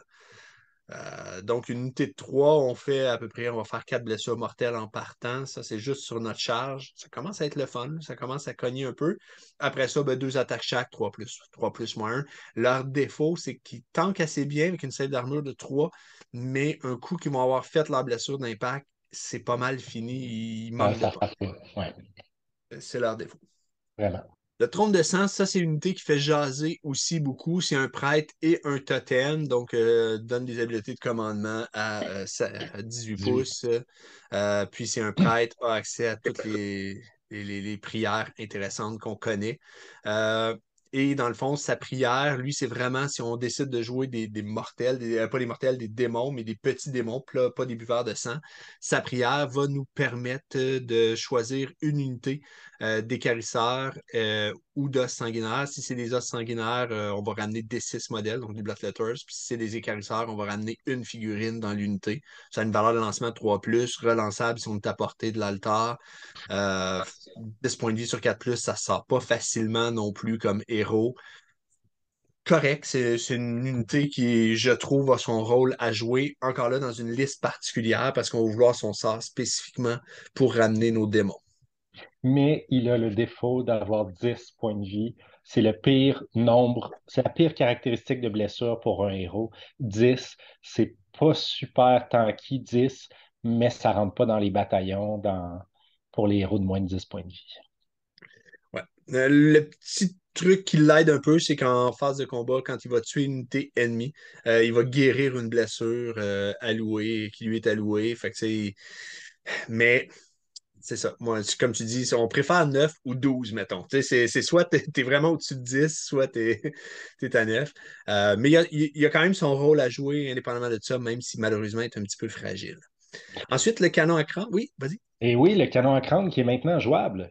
Oui, il est maintenant jouable. Il est vraiment, écoute, 4 tirs à 18 pouces, 3 plus, 3 plus, moins 2 D3. Correct, ça va faire mal. Si on en joue 2 ou 3, on peut sniper les héros ennemis, pas dans la saison actuelle. Ou on peut s'en servir aussi pour tuer des écrans qui sont fatigants, pour être sûr que nos unités, quand elles vont charger, vont pouvoir impacter quelque chose de plus gros dans un build où on joue beaucoup de cavaliers qui vont vouloir faire des blessures mortelles sur l'impact. C'est plate de gaspiller nos blessures mortelles sur un écran ou à tout le moins, ben, on peut diminuer les écrans pour que nos blessures mortelles finissent l'écran pour qu'on puisse faire le pile-in puis engager l'unité derrière. Alors, oui, c'est jouable. C'est pas non plus, bon, c'est pas les canons des Zogor, ça cogne pas aussi fort que ceux-là. Mais c'est une unité qui est tout à fait jouable. Puis en plus de ça, ce qui est le fun, c'est qu'ils ont gardé cette règle-là que à la phase de combat, après qu'elle se soit battue, si on a tué une ou plusieurs unités ennemies, on va pouvoir tirer avec le canon tout simplement parce qu'on lui recrache dans le fond les crânes qu'on a ramassés.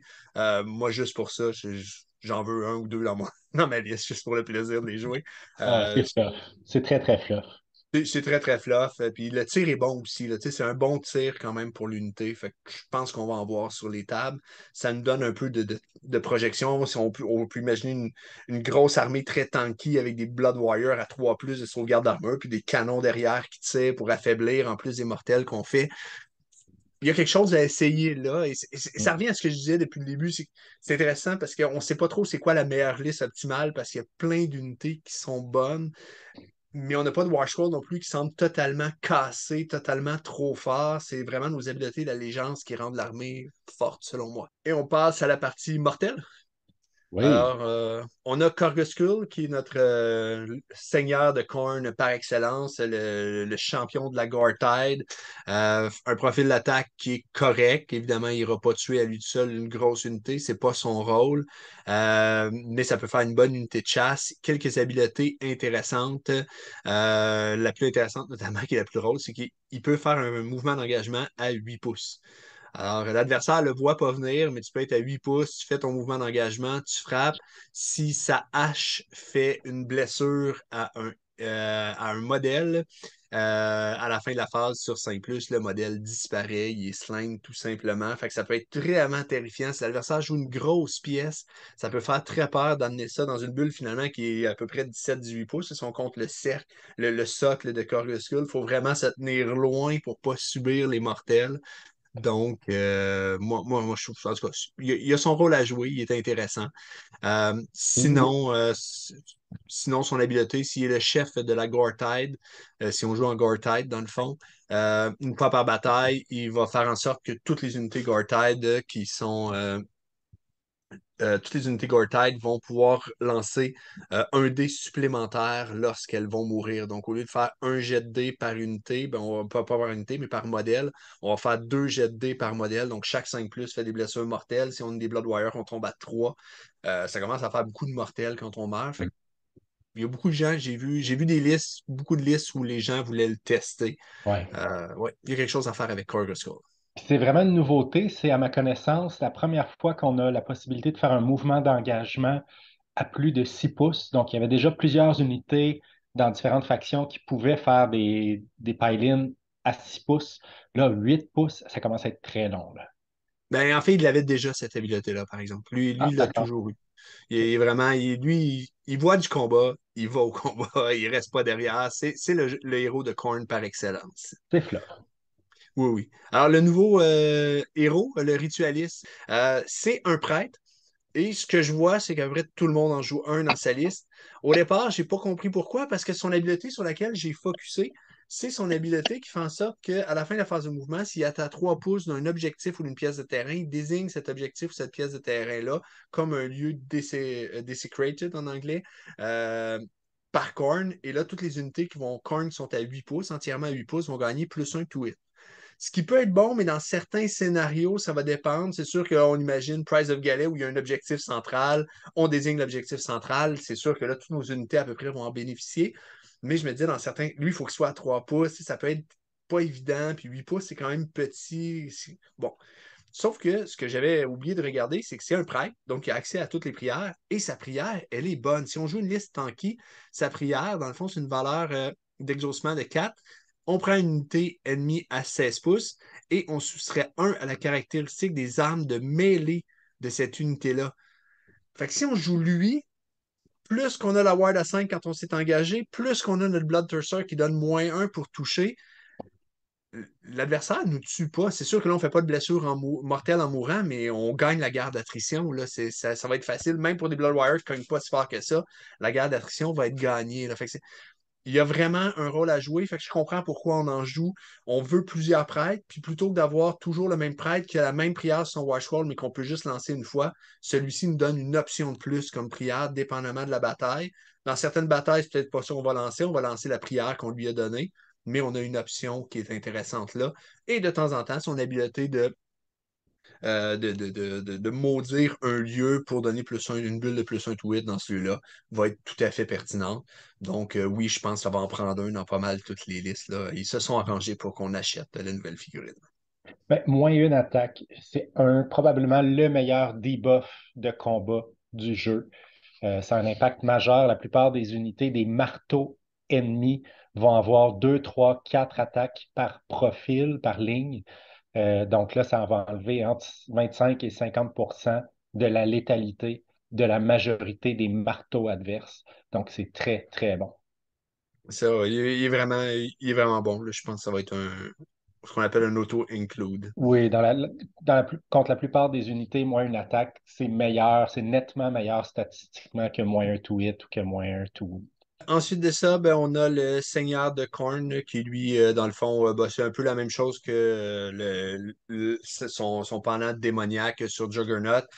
On le prend principalement parce qu'il va faire passer en ligne les Mighty Skull Crusher qui sont excellents maintenant. Du moins, dans le rôle qu'ils ont à jouer, ils sont vraiment excellents. Ensuite de ça, lui aussi va pouvoir déclarer la grande cavalcade qui va faire en sorte que toutes les unités ce tour-là de Mighty Skull Crusher vont pouvoir relancer leur charge.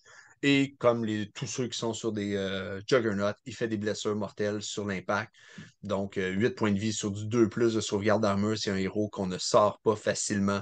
Il y a en plus de ça une protection contre les blessures mortelles causées par des sorts ou des aptitudes de sorts persistants. Donc, ça enlève des options pour le sortir. Bref, il a son rôle à jouer, mais vraiment dans une liste où on veut rentrer en ligne les Mighty Skull Crushers. Et lui est à 8 points de vie, donc il peut rentrer dans les bataillons qui nécessitent des héros de moins de 10 points de vie. Effectivement. Ensuite de ça, on passe à Scar Bloodrat, un des héros nommés, et Valkia, qui est l'autre héroïne nommée. Bloodrat, dans le fond, on le prend principalement parce que ben, quand il est mort, on peut, à la fin d'une phase de mouvement, on peut jeter 2d6 et sur 8 plus, on replace l'unité à 9 pouces des unités ennemies. C'est juste drôle parce que dans le fond, il meurt, il nous donne un blood point et on le ramène. Et ça peut nous faire gagner des games en fin de partie où vraiment on s'est vraiment détruit. Ben, ramener une unité sur un objectif, un 2 points, deux modèles, l'équivalent de 2 modèles pour contrôler, parce que c'est un héros à 6 points de vie. Pourquoi pas? Il donne aussi un jet de meurtre supplémentaire lorsque les Ratmongers meurent à 8 pouces de lui. OK, c'est un bonus, mais c'est pas pour ça qu'on le joue. Là, on le joue parce qu'on on veut juste l'envoyer. Il frappe fort. Il frappe fort contre des hordes parce que c'est le nombre de modèles proches de lui à 3 pouces qui vont être qui donne le nombre d'attaques qu'il va avoir. Il frappe correct contre des hordes, il frappe fort, puis on veut qu'il meure, puis qu'il réapparaisse, puis qu'il meure, puis qu'il réapparaisse. Puis c'est seulement ça, son rôle. Très fluff, très amusant. J'ai eu un adversaire qui le jouait encore une fois à Ottawa. Je pense que je l'avais affronté. Puis il a eu son rôle à jouer. J'ai été chanceux. Il n'a pas réussi à le ramener trop rapidement dans la partie, ce qui fait en sorte qu'il n'a pas eu trop d'impact, mais il y a quelque chose à faire avec lui. Ensuite, Valkia qui a eu un glow-up, mais malheureusement pas de nouvelles figurines pour Valkia. Beaucoup de joueurs l'espéraient. C'est une figurine qui est en résine encore. C'est un vieux, vieux modèle. Elle ne cogne pas particulièrement fort. C'est un peu décevant. Elle a 6 points de vie sur du 3+, avec une protection de 5+. Fait que c'est est tanky, mais pas tant que ça non plus. Bon, elle donne plus de bravoure aux unités à 16 pouces autour de lui, fait que c'est pas super intéressant.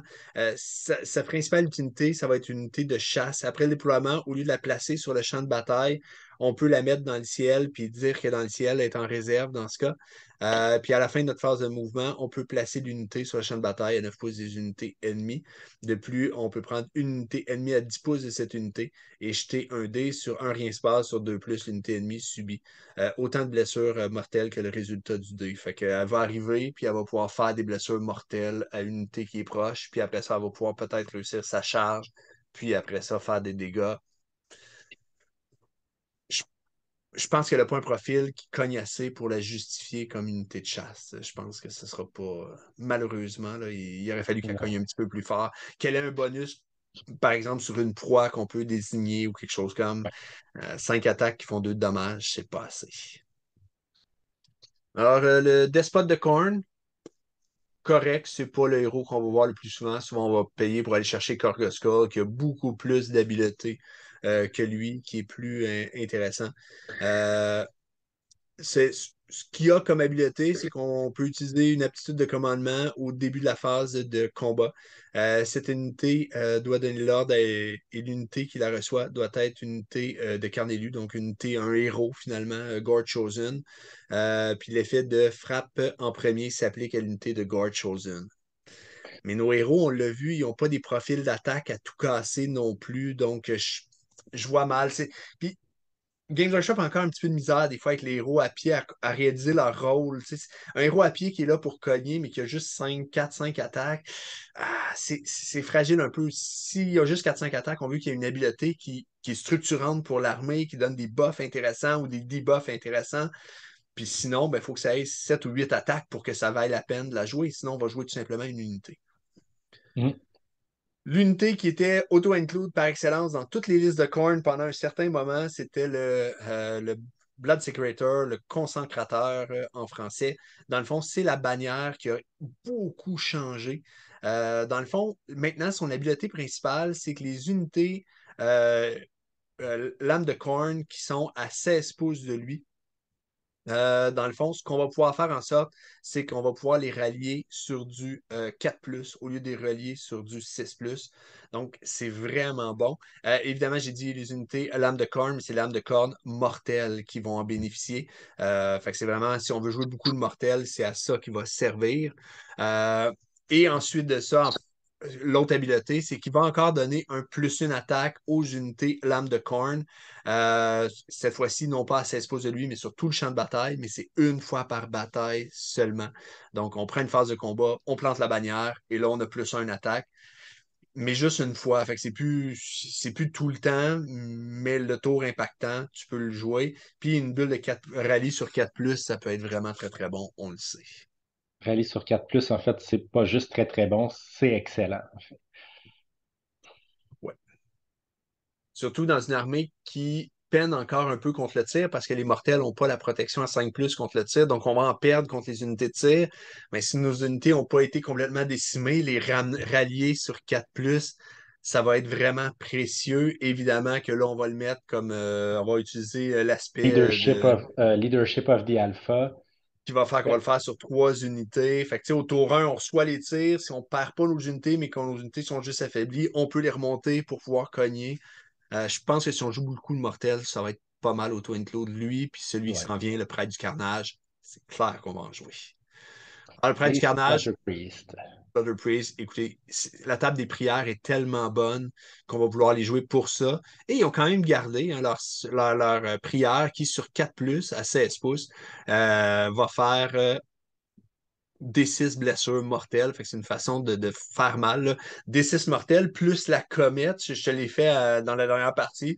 Ben, tu subis les D6 blessures mortelles, ça t'a pas tué, je te fais la comète en plus. Merci, bonsoir, ton tueur, il est parti. Ça peut potentiellement faire beaucoup de dommages si on combine les deux. En fait, dans le meilleur scénario, tu fais 14 blessures mortelles. Ça n'arrivera pas, il faudrait que tu roules vraiment, vraiment très, très bien. Fait qu'on lui donne une prière, et si la prière qu'on lui a donnée n'est pas utile, par exemple, la prière qui permet de faire un mouvement en phase de héros, ben, il y a toujours sa prière de D6 mortels. J'ai jamais eu un moment où j'ai été déçu de faire D6 blessures mortelles à une unité ennemie. Fait que c'est pour ça qu'on le prend. Il va pouvoir aussi dissiper dans la phase de héros, dans le fond, un sort comme un sorcier. Donc, il est vraiment très très bon là, pour le vrai. Ouais. On en joue un, deux, ça va dépendre du nombre de prières qu'on veut pouvoir lancer. Le broyeur de crâne, lui, est quand même correct comme unité. Euh, il va rajouter un aux caractéristiques de dégâts de son arme quand il va frapper un monstre. Fait que si tu as un monstre en avant de toi, il frappe suffisamment fort sur un monstre. Puis à la fin de la phase de déploiement, on peut choisir une autre unité héros sans lier et cette unité, on peut lui donner, dans le fond, un bonus. C'est un rend additionnel. Un à la caractéristique perforation à cette unité-là. Mais c'est un héros sans lier. Fait que, comme on l'a Hmm. dit, les héros, on ne veut pas nécessairement les envoyer en corps Non. à corps. Si ça avait été une unité, ça aurait été excellent. Là. On en aurait joué plein. Fait que c'est plus situationnel un peu. Aspirant la mort, même chose, on ne le jouera pas vraiment, même si le modèle, je le trouve vraiment très très beau. Mais si jet de touche non modifié, la cible est un héros, l'attaque inflige une blessure mortelle en plus. Fait qu'il est là pour tuer des héros avec 5 attaques. Oublie ça, il ne synergise pas l'armée du tout. Porte-mort exalté, un peu la même chose. Il est là pour non, il est là pour pas grand-chose finalement. Sa meilleure habilité, c'est ajouter un au jet de touche pour les attaques de cette unité tant qu'elle est entièrement à 8 pouces. C'est lui qui se boffe dans le fond. Tu sais, c'est comme un héros pour frapper. Il y a quand même un profil qui est correct, mais c'est pas suffisant. Là. Non. Ouais, tu l'as dit, les héros qui ont comme seul mandat ou mission d'être un marteau, ils remplissent pas bien cette fonction-là parce que souvent, juste prendre une unité, ça va faire mieux pour le même nombre de points. On veut des héros qui buffent comme le Slaughter Priest, comme la bannière. Ça, c'est des héros qui sont vraiment utiles. Gorgoskull, le tour où il fait en sorte qu'on a plus de jets de meurtre là, quand on meurt. Tout ça, c'est utile, mais c'est ça.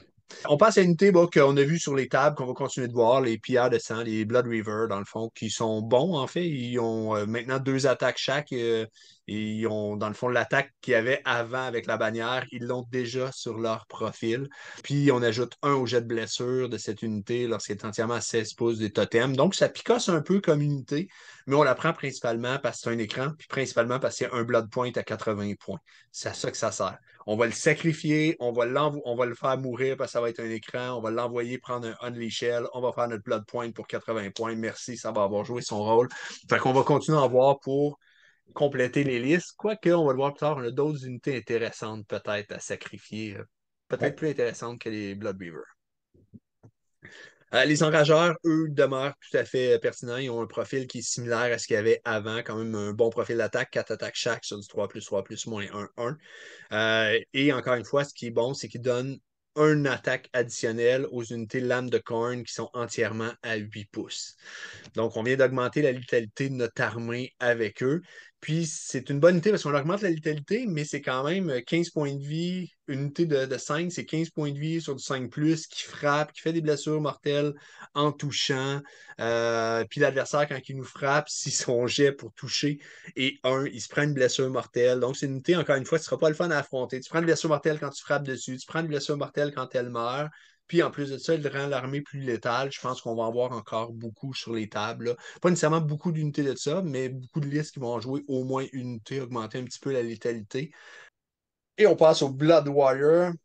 Enfin, ils sont jouables. Je pense qu'il y a beaucoup de joueurs, comme moi le premier, quand j'ai vu l'armée, pourquoi j'ai joué Korn, j'aimais les Bloodthirsters, c'est clair, mais je voulais les mortels en grosse armure avec des gros bras. On ne se le cachera pas. Et bien là, ils sont tombés à 3 plus de sauvegarde d'armure plutôt que 4 plus, ce qui les rend beaucoup plus tanky. Et ils font 2 jets de meurtre quand ils meurent, dans le fond. Fait que chaque modèle, c'est 2 jets, 2 dés qu'on brasse. Chaque 5 plus fait une blessure mortelle. Donc, en moyenne, on fait une blessure mortelle par deux, un petit peu plus une blessure mortelle par 2 Blood Warriors qui meurent. On les équipe avec le Gore Fist, donc à chaque fois qu'on fait un 6 pour de sauvegarde, on fait une blessure mortelle en plus. Leur rôle, c'est là, c'est de s'asseoir sur ses objectifs, tanker comme il faut. 10 modèles, c'est 20 points de vie sur du 3+. On leur donne Bronze Flesh, c'est 20 points de vie sur du 2+. Puis ils font des mortels quand ils meurent. Ils font des mortels quand ils font des belles sauvegardes à 6.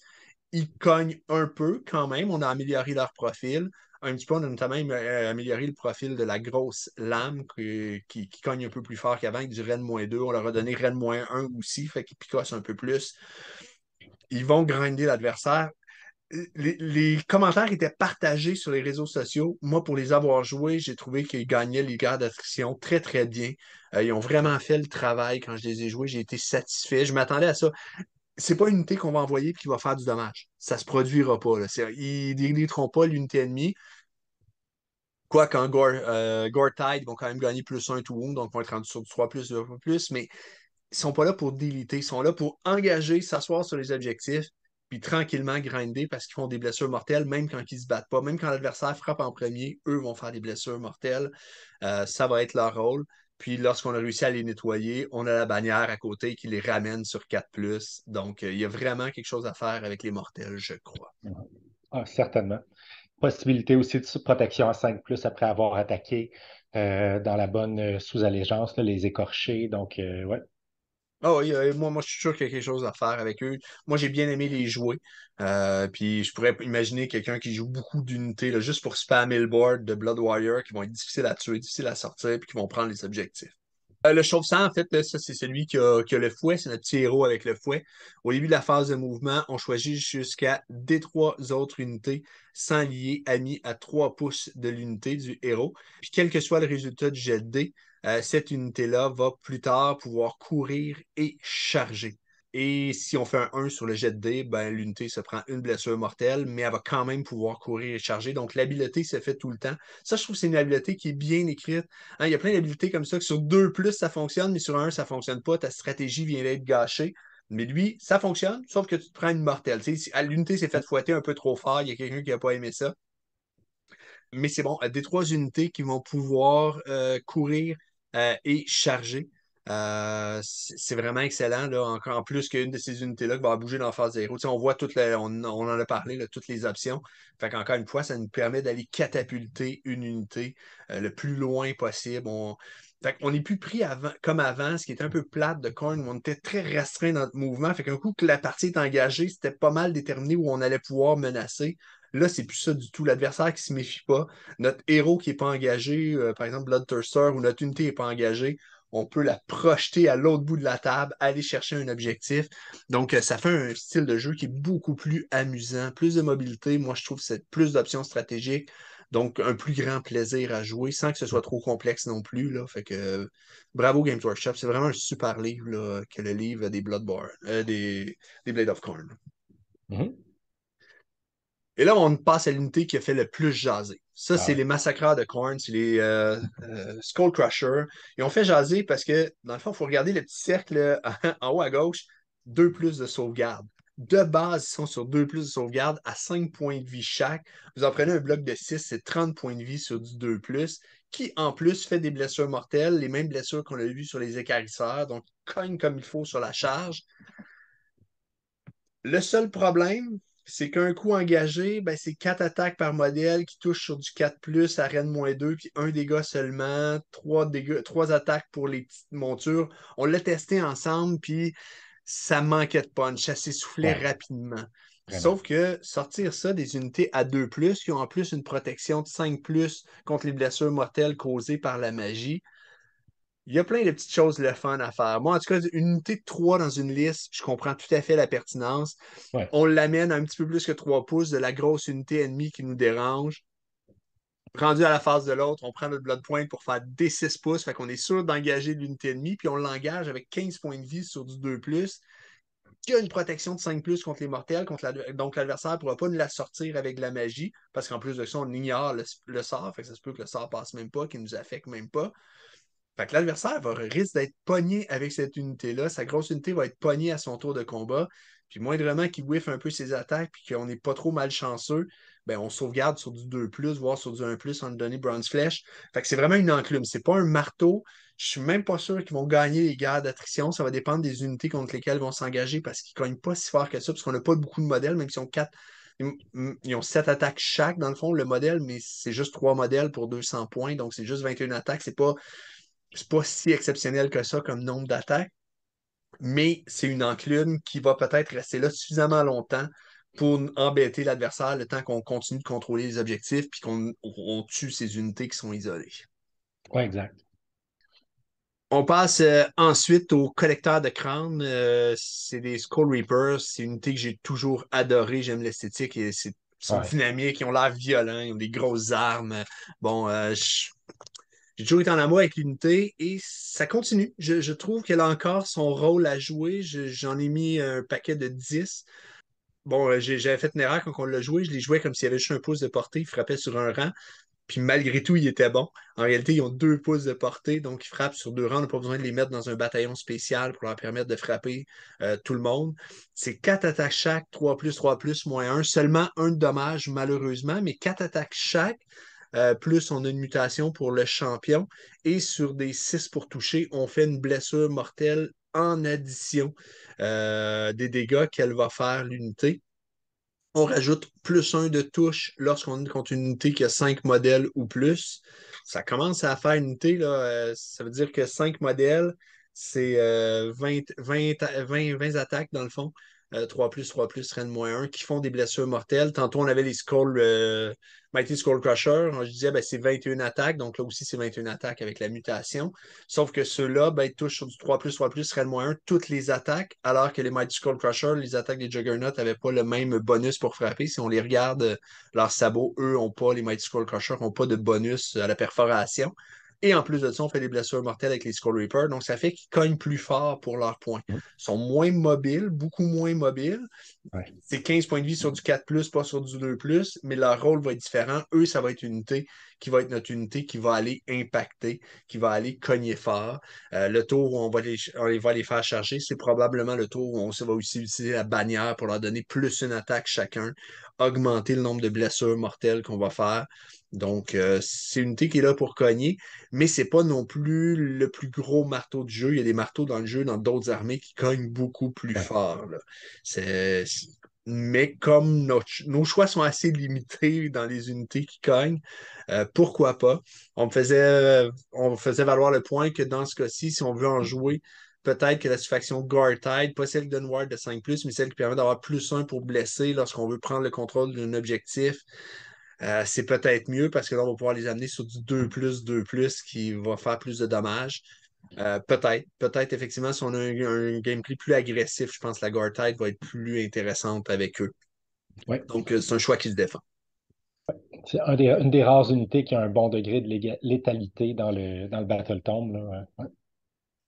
Ensuite, t'as Griffe de Karnak, et là, on a des belles surprises, parce que ça, c'est des unités de Warcry, on a des unités de Shadespire et compagnie là, qui s'en viennent.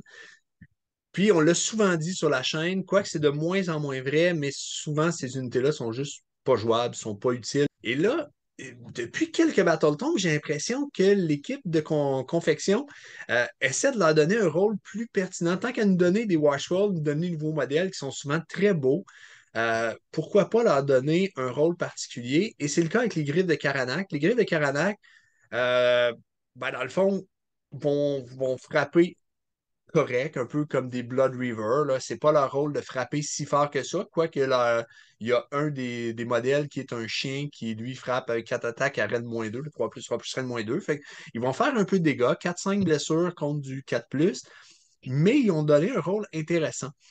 C'est que cette unité-là, dans le fond, ce qu'elle va faire, c'est qu'elle va pouvoir faire un mouvement après le déploiement. Donc, un mouvement de 6 pouces après le déploiement. Et il y a plein d'applications intéressantes à ça. Si vous êtes contre une Alpha Strike, ça fait en sorte que vous n'êtes pas obligé de vous déployer super en retrait avec vos écrans vraiment devant pour pas qu'ils puissent tuer les écrans, puis après ça, faire un pile-in. On peut tout de suite être derrière les griffes de Karanac, leur faire tout de suite un mouvement de 6 pouces. L'adversaire, même avec son pile-in, ne pourra pas venir nous chercher derrière les écrans. Évidemment, faites attention, si les unités ennemies volent, vous ne voulez pas laisser un trop gros trou pour pas qu'ils passent par-dessus. Euh, Ça a une autre application aussi, je me suis fait faire, puis ça a été vraiment bon. Dans certains scénarios, on peut partir à 3 pouces des objectifs, de 3 pouces du 6 pouces qui permet de contester les objectifs. Donc, dès le début, après le déploiement, on fait juste un petit mouvement de 6 pouces et on est en train de contester un objectif. Ça devient embêtant pour faire le score more pour l'adversaire qui choisit de prendre le premier tour. Alors, j'ai vu quelques listes en jouer 2 ou 3. Malheureusement, ils sont présentement juste dans une boîte qui se vend avec des vampires qui sont bons aussi, un warband de vampires, plus des pièces de décor à 220 $. Ça fait cher le petit warband de 8 modèles. Mais il a son rôle à jouer, clairement. Alors, c'est une bonne petite unité. Puis en plus de ça, on s'entend, c'est 100 points de vie qui va nous donner éventuellement un Blood Point. Fait que c'est pas trop cher à payer le Blood Point. Bon, si là, on n'est pas dans les unités Warcry ou quoi que ce soit. Si là, c'est un vieux modèle, c'est un très vieux modèle, en fait. Si je ne me trompe pas, son histoire, c'est une bête du chaos qui a muté pour Korn, puis qui est particulièrement apprécié par les gens de Korn, qui est un peu vénéré. Euh, Elle peut combattre tant qu'elle est à 8 pouces d'unité ennemie au lieu de 3 pouces. Elle peut se déplacer de 5 pouces supplémentaires. Donc, elle a même 8 pouces d'engagement. Mais 8 attaques à 1 dommage, 2 attaques à D3, ça cogne pas tant que ça. Je pense pas qu'il y a rien qui justifie de l'inclure dans une liste, à moins qu'on ait le modèle puis qu'on l'aime. Là, tant qu'à vouloir faire un mouvement de pile de 8 pouces, puis tout ça, on va jouer Skull qui au moins a le bénéfice d'aider notre armée, puis qui a son attaque qui peut slime un héros automatiquement en un tour de combat. Ensuite, les Korgorates, eux sont à réfléchir. Pas tant pour leur profil d'attaque, qui est l'équivalent d'un profil d'attaque d'un petit héros à pied, là, à 5 attaques de 2 dommages. C'est pas tant pour ça qu'on veut. C'est juste parce que les unités à 3 pouces du Korgorat ne peuvent pas utiliser présence exaltante. On a une autre façon d'aller chercher cette habileté-là en corn, mais c'est une habileté qui est importante. Pourquoi c'est important? Parce qu'on ne tuera pas les unités ennemies. À moins d'avoir vraiment 10 Cold Crusher qui frappent avec la bannière, puis on roule bien, puis tout ça. Souvent, ce qui va arriver, c'est qu'on va faire mal aux unités ennemies, on va leur faire perdre un modèle, 2 modèles, mais on ne tuera pas l'unité ennemie au complet. Et là, l'adversaire fait juste faire un Inspiring Presence, puis on est parti pour un autre tour ou 2 autres tours de combat. Si on fait perdre 1 ou 2 modèles à une unité d'élite de l'adversaire, puis qu'on dit hey, tu peux pas prendre de Inspiring Presence, t'es à -1, mettons qu'on a une bravoure à 6, ben, l'adversaire sur un 6 va perdre un modèle additionnel. Fait que c'est une façon peut-être d'augmenter, de grinder tranquillement l'adversaire, d'augmenter nos chances de gagner les guerres d'attrition. Donc, ça se défend, même si je pense que l'autre option qu'on a, qui est le Bleeding Icon, qui va être meilleur, l'invocation qu'on va voir dans un instant, est peut-être meilleure pour empêcher les Inspiring Presence. Mais dans le méta, c'est très, très fort. Puis tu parlais de tuer un ou deux modèles. Je pense quand même que les unités de Korn vont arriver à tuer plus de Oui, modèles que oui, ça. Donc, puis on est dans un méta où les Gloom Spites sont assez présents avec leur nouveau Battle Tome. On sait qu'ils ont une bravoure très faible, que c'est facile de tuer beaucoup de modèles. Donc, si en plus, ils ne peuvent pas prendre de jet de Battle Shock, là, ça devient très, très impactant. Donc, dans oui, certains oui, match-ups, ça va être très bon comme habilité. effectivement. Alors, on a Drum, qui est dans le fond un Slaughter Priest, qui va être accompagné de deux Gore Chosen. Bon, les Gore Chosen vont servir essentiellement à donner une protection à 4+, tant que cette unité est entièrement à 3 pouces d'un Drum. En fait, les Carnélus vont gagner une protection à 4+. Lui, dans le fond, ce qu'il va faire, c'est qu'il va avoir pas un sort, mais une invocation, valeur d'exaucement de 4, portée de 16. On choisit une unité sur un point sur le champ de bataille à portée puis visible du prêtre, visible de Drum. Et on trace une ligne entre Drum et ce point-là. Et toutes les unités affectées sur la ligne sur 2+, subissent des 3 blessures mortelles. Donc, pourquoi pas. Il va avoir accès aussi aux excellentes prières qu'on va avoir dans le bréviaire de prière. Bon, puis dans le fond, il va être accompagné de deux carnélus de drum qui cognent correct là, pour des petits héros. Je pense que je vais quand même juste jouer un Slaughter Priest parce que j'aurais pas à payer l'extra pour avoir deux autres héros qui m'apportent pas grand-chose finalement. Donc, peut-être que celle-là va être moins jouée un petit peu. Même chose pour les Sith de Magor. À ma connaissance, là, je n'ai pas vu de gens en parler beaucoup. Ce qu'ils vont nous apporter n'est pas suffisant pour justifier leur inclusion. Cependant, on passe ici, et c'est la dernière unité du livre, on passe aux pillards de Garek. Ceux-là sont bons. C'est 70 points, si je ne me trompe pas, donc 10 points de moins qu'une unité de Blood River. On a seulement, je pense on a seulement 5 modèles dans l'unité, si je ne me trompe pas. On a Garek, puis c'est Blood River qui sont avec lui. Sauf que ce qui est vraiment le fun avec cette unité-là, mais vraiment, vraiment amusant, c'est que chaque fois qu'ils vont tuer un modèle dans une unité ennemie, ben, on va gagner un point de dîme de sang supplémentaire. Mais là, pas chaque fois que tu tues un modèle, mais dans une phase ennemie, dans une phase de combat, s'il tue un modèle, on gagne un point de dîme de sang supplémentaire. Il cogne suffisamment fort avec 3 attaques chaque à Rennes -1 pour espérer peut-être tuer un petit écran, un petit modèle d'un écran, deux modèles d'un écran. On tue le modèle, on gagne notre point de dîme de sang, puis eux valent 70 points, ils meurent, ils nous donnent une point de dîme de sang. Tant qu'à prendre des Blood River, ben, pourquoi pas prendre ceux-là qui sont moins chers puis qui ont une possibilité. Souvent, ça n'arrivera pas parce qu'ils vont mourir bien avant d'avoir fait. Ça va être un écran qui va juste mourir.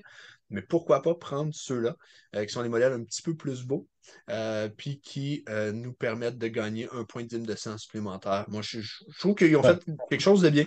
Puis son Battle Line aussi, si je ne me trompe pas, là, tout comme les Blood River. Donc, si vous avez l'unité, tant mieux. Si vous ne l'avez pas, je ne sais pas ça qui va faire la différence entre gagner puis perdre des parties. Mais c'est un petit bonus. Tant qu'à dire, pourquoi pas, une fois de temps en temps, faire un point de dîme de sang supplémentaire. On les prend tous. Et on arrive aux prières persistantes, les invocations. Oui, alors ben, la première, elle a la même fonction, hein. Les crânes, dans le fond, Sorcevoir, dans le fond, ils sont là pour empêcher la magie adverse. Fait que, ils ont euh, on les met à 8 pouces, ils vont pouvoir se déplacer de 8 pouces. Puis il faut qu'ils soient à 8 pouces l'une de l'autre, parce que c'est deux crânes dans le fond. Alors, on soustrait 2 à la valeur de lancement pour les sorciers qui sont à 8 pouces d'un ou plus deux ou un ou plusieurs des crânes. Donc, ça fait quand même une grosse bulle là, parce que tu as les deux plus un 8 pouces de chacun d'entre eux. Mhm. Fait que ça fait une grosse bulle où à -2, le -2, les sorciers ennemis commencent à le sentir passer. Même des Très sorciers de bon. Tinge qui ont des bonus pour lancer, -2, ça vient annuler leur bonus ou à peu près. Là. Je pense que des fois, ils peuvent se donner jusqu'à +3 pour lancer. Mais ça fait une grosse différence. Puis en plus de ça, ben, si tu fais un miscast, ben là, c'est D6 blessure mortelle, puis l'invocation. Fait que c'est ça. Les crânes sont retirés du jeu, donc c'est bon. C'est bon. C'est vraiment bon. En fait, c'est pas juste un miscast. Si tu fais un miscast, tu as des 6 blessures mortelles à cause de l'altar. C'est si tu fais un jet de 8 pour lancer ton sort, tu as des Ah 6 oui. blessures mortelles puis tu rates ton sort. Là. Fait que, puis non seulement tu le rates, mais tu le connais plus. Fait que c'est ça. Ah, Si on joue contre Tinge, par exemple, on est vraiment content d'avoir ça. On joue contre les Luminettes, on est vraiment content d'avoir ça. Mais en même temps, c'est des points qu'il faut rentrer dans notre liste, c'est des unités qu'on n'a pas, c'est des blood points qu'on fera pas parce que bon. Le sort persistant, je pense qu'il va être le plus joué, c'est plus l'icône sanglante. Elle, dans le fond, c'est comme un Horrorghast, mais pour Korn. Fait qu'on le met à 8 pouces, 16 pouces si notre prêtre est sur l'altar, il va se déplacer de 8 pouces et les unités qui sont à 8 pouces ne pourront pas prendre plusieurs présences inspirantes, fait qu'ils ne pourront pas s'immuniser au Battle Shock Test. Et en plus de ça, on va faire un jet. Sur 1 à 5, ils vont perdre des 3 blessures, des 3 modèles additionnels s'ils ratent leur jet de bravoure. Et sur un 6, ça va être des 6 modèles additionnels. Fait un peu comme un gas, en mieux, si on veut, parce que c'est plus difficile à dissiper pour l'adversaire. Les adversaires qui n'ont pas de prêtre vont être pognés avec ça. Euh, puis comme tu le dis, avec les Glow Spikes qui sont plus présents, puis oui, tu sais, bon, je minimisais un peu les dégâts, mais on va faire du dégât quand même, on va tuer des modèles. Ben là, pour pouvoir t'immuniser, puis en plus perdre des 3 voire des 6 modèles additionnels, ça va être fatigant. C'est sûr que contre certaines armées, ça a très très peu d'impact, parce que des armées très, tu sais, qui jouent juste, par exemple, si on affronte des Hogarth qui jouent essentiellement la portion montée des. Ça ne changera rien. Là. Je veux dire, il arrive avec des unités de 2 Mournfang ou 4 Mournfang. Mais quand on arrive contre des gobelins ou quand on arrive contre des unités un petit peu plus d'élite, des Stormcast qui jouent des unités de 5 modèles, par exemple, ils en perdent 3 à 4. Le dernier risque de partir au Battle Shock. Fait que, tu sais, je trouve que l'icône sanglante est vraiment à réfléchir dans nos listes. Dans certains match-ups, je pense que c'est un must de l'avoir. Empêcher de prendre la présence inspirante, c'est une très, très bonne habileté. Mhm. Ben, il y a des gens, plein de gens qui jouent le Horror Gas, puis ça, c'est meilleur selon moi que le Horror Gas. Même si la bulle du Horror Gas est un peu plus grosse, mais l'icône sanglante, elle, affecte pas les unités de corn, donc ça nous affecte pas quand on le joue. En tout cas, j'ai fait des listes, je n'ai pas joué quand on a joué un contre l'autre, mais mes dernières listes que j'ai fait, j'ai inclus un Iclone tant qu'à avoir des prêtres, ça vaut la peine. C'est pas très cher payé non plus pour le jouer. Là. Je pense que c'est 40 points l'invocation. Ça vaut vraiment la peine. Mhm. Hache de rage, bon, ça c'est pour faire des blessures mortelles. Dans le fond, toutes les unités sur lesquelles on va passer sur 2+, on va faire des 3 blessures mortelles. Et ensuite, on va choisir une unité à 3 pouces et on va faire un autre des 3 blessures mortelles. Et si on a un 6 sur le jet, au lieu de 2+, mais si on a un 6 sur le jet, ça va être des 6 blessures mortelles. Donc, quand même, 2 des 3 blessures mortelles sur une unité, plus des 3 sur toutes les autres, sur du 2+, ça se défend, c'est correct. Puis encore une fois, c'est que si on est en garnison dans l'altar, ben on va pouvoir la déposer à 16 pouces, plus lui faire un mouvement de 8 pouces. Ça commence à avoir une belle portée. Ben oui. Et ça termine, dans le fond, les Warswalls, l'hôtel de Crâne, j'en ai déjà parlé. On a ici les points. Alors, juste l'icône, j'ai dit 40 points, puis c'est ça, c'est effectivement 40 points. Je vais juste vérifier. Donc, c'est vraiment pas cher pour jouer l'icône. Vincent, avant de terminer, je te pose la question colle, la question difficile. Comment vois-tu la place des Blades of Corn dans le méta? J'en ai aucune idée. Euh, Je les vois minimalement dans le milieu du Fat Middle, minimalement, mais je pense qu'ils sont au-dessus de ça. Je pense que c'est une bonne armée, c'est même une très bonne armée. Je pense pas qu'ils soient dans ces armées-là qui vont avoir un taux de victoire de 55% et plus, là, qui vont devoir être ajustés à la baisse. Je pense pas qu'elles sont là. C'est sûr qu'on a joué juste 2 parties. On les a jouées contre les Sylvanettes, puis les guerres d'attrition contre les Sylvanettes, ben, c'est plus facile à gagner. Mais quand on va arriver contre du Nurgle, Nurgle aussi va nous donner des blessures mortelles. Il va cogner un peu plus fort que nous. Je ne suis pas certain là, qu'on va gagner les guerres d'attrition. On n'a plus l'impact qu'on avait non plus avec nos Bloodthirsters parce qu'on a perdu le Pylon à 6 pouces. Ça fait en sorte qu'il faut tous les engager. On va se faire frapper. Ils vont mourir des fois avant de frapper. On n'a plus le double Pylon qui était ô combien monstrueux. Mais on a gagné une meilleure balance interne. Donc, je pense que c'est une armée qui est forte, qui va être dans le haut du Fat Middle, qui va bien se démarquer en tournoi. De temps en temps, on risque de voir des 5-0, on va voir des 4-1.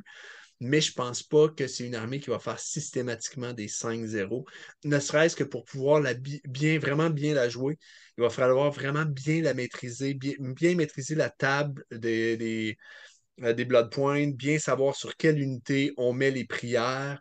Et ça va être difficile. C'est pas une armée qui a des War Scrolls super faciles. Bon, par exemple, j'ai comparé à Korn parce qu'on va pouvoir avoir un gameplay similaire. On va être très tanky, puis on va vouloir grinder l'adversaire. Ben, quand les mouches de Korn étaient moins chères qu'elles le sont présentement, il y avait un gameplay qui était somme toute assez facile. On les envoyait, on les faisait apparaître pas loin de l'unité. On leur faisait faire un mouvement, je pense, en début de phase de héros, avant le premier tour. Après ça, on les faisait charger, on les faisait bouger, charger, on engluait l'autre dans son territoire, puis on brassait des dés, puis on espérait. Hum, on n'a rien de tout ça encore. On n'a pas cette possibilité-là. On n'a pas des War Scrolls qui cognent assez fort pour pouvoir faire ça, qui tankent assez bien, mais on a des habiletés d'allégeance très tricky qu'on va pouvoir utiliser pour surprendre l'adversaire. Donc, je pense que oui, il y a des joueurs qui vont pouvoir faire à l'occasion des 5-0, mais c'est des joueurs qui vont s'être dédiés à Korn puis qui vont avoir joué l'armée pour vraiment la maîtriser. Donc, une belle armée dans le Fat Middle, voire dans le haut du Fat Middle, mais entre les mains des meilleurs joueurs, c'est une armée qui va pouvoir avec les bons match-ups, sur les bons scénarios, de temps en temps, percer dans les tournois, je pense. C'est là ce qu'il faut pour pouvoir percer dans les tournois. Très intéressant et ce Battle Tome-là est une excellente nouvelle pour les joueurs Korn. Vraiment un beau Battle Tome comme on l'a vu. Donc, ben, c'est ce qui conclut notre analyse. Mais Vincent, merci énormément pour cette analyse, ce travail. Et il ne me reste plus qu'à vous souhaiter bon Wargaming.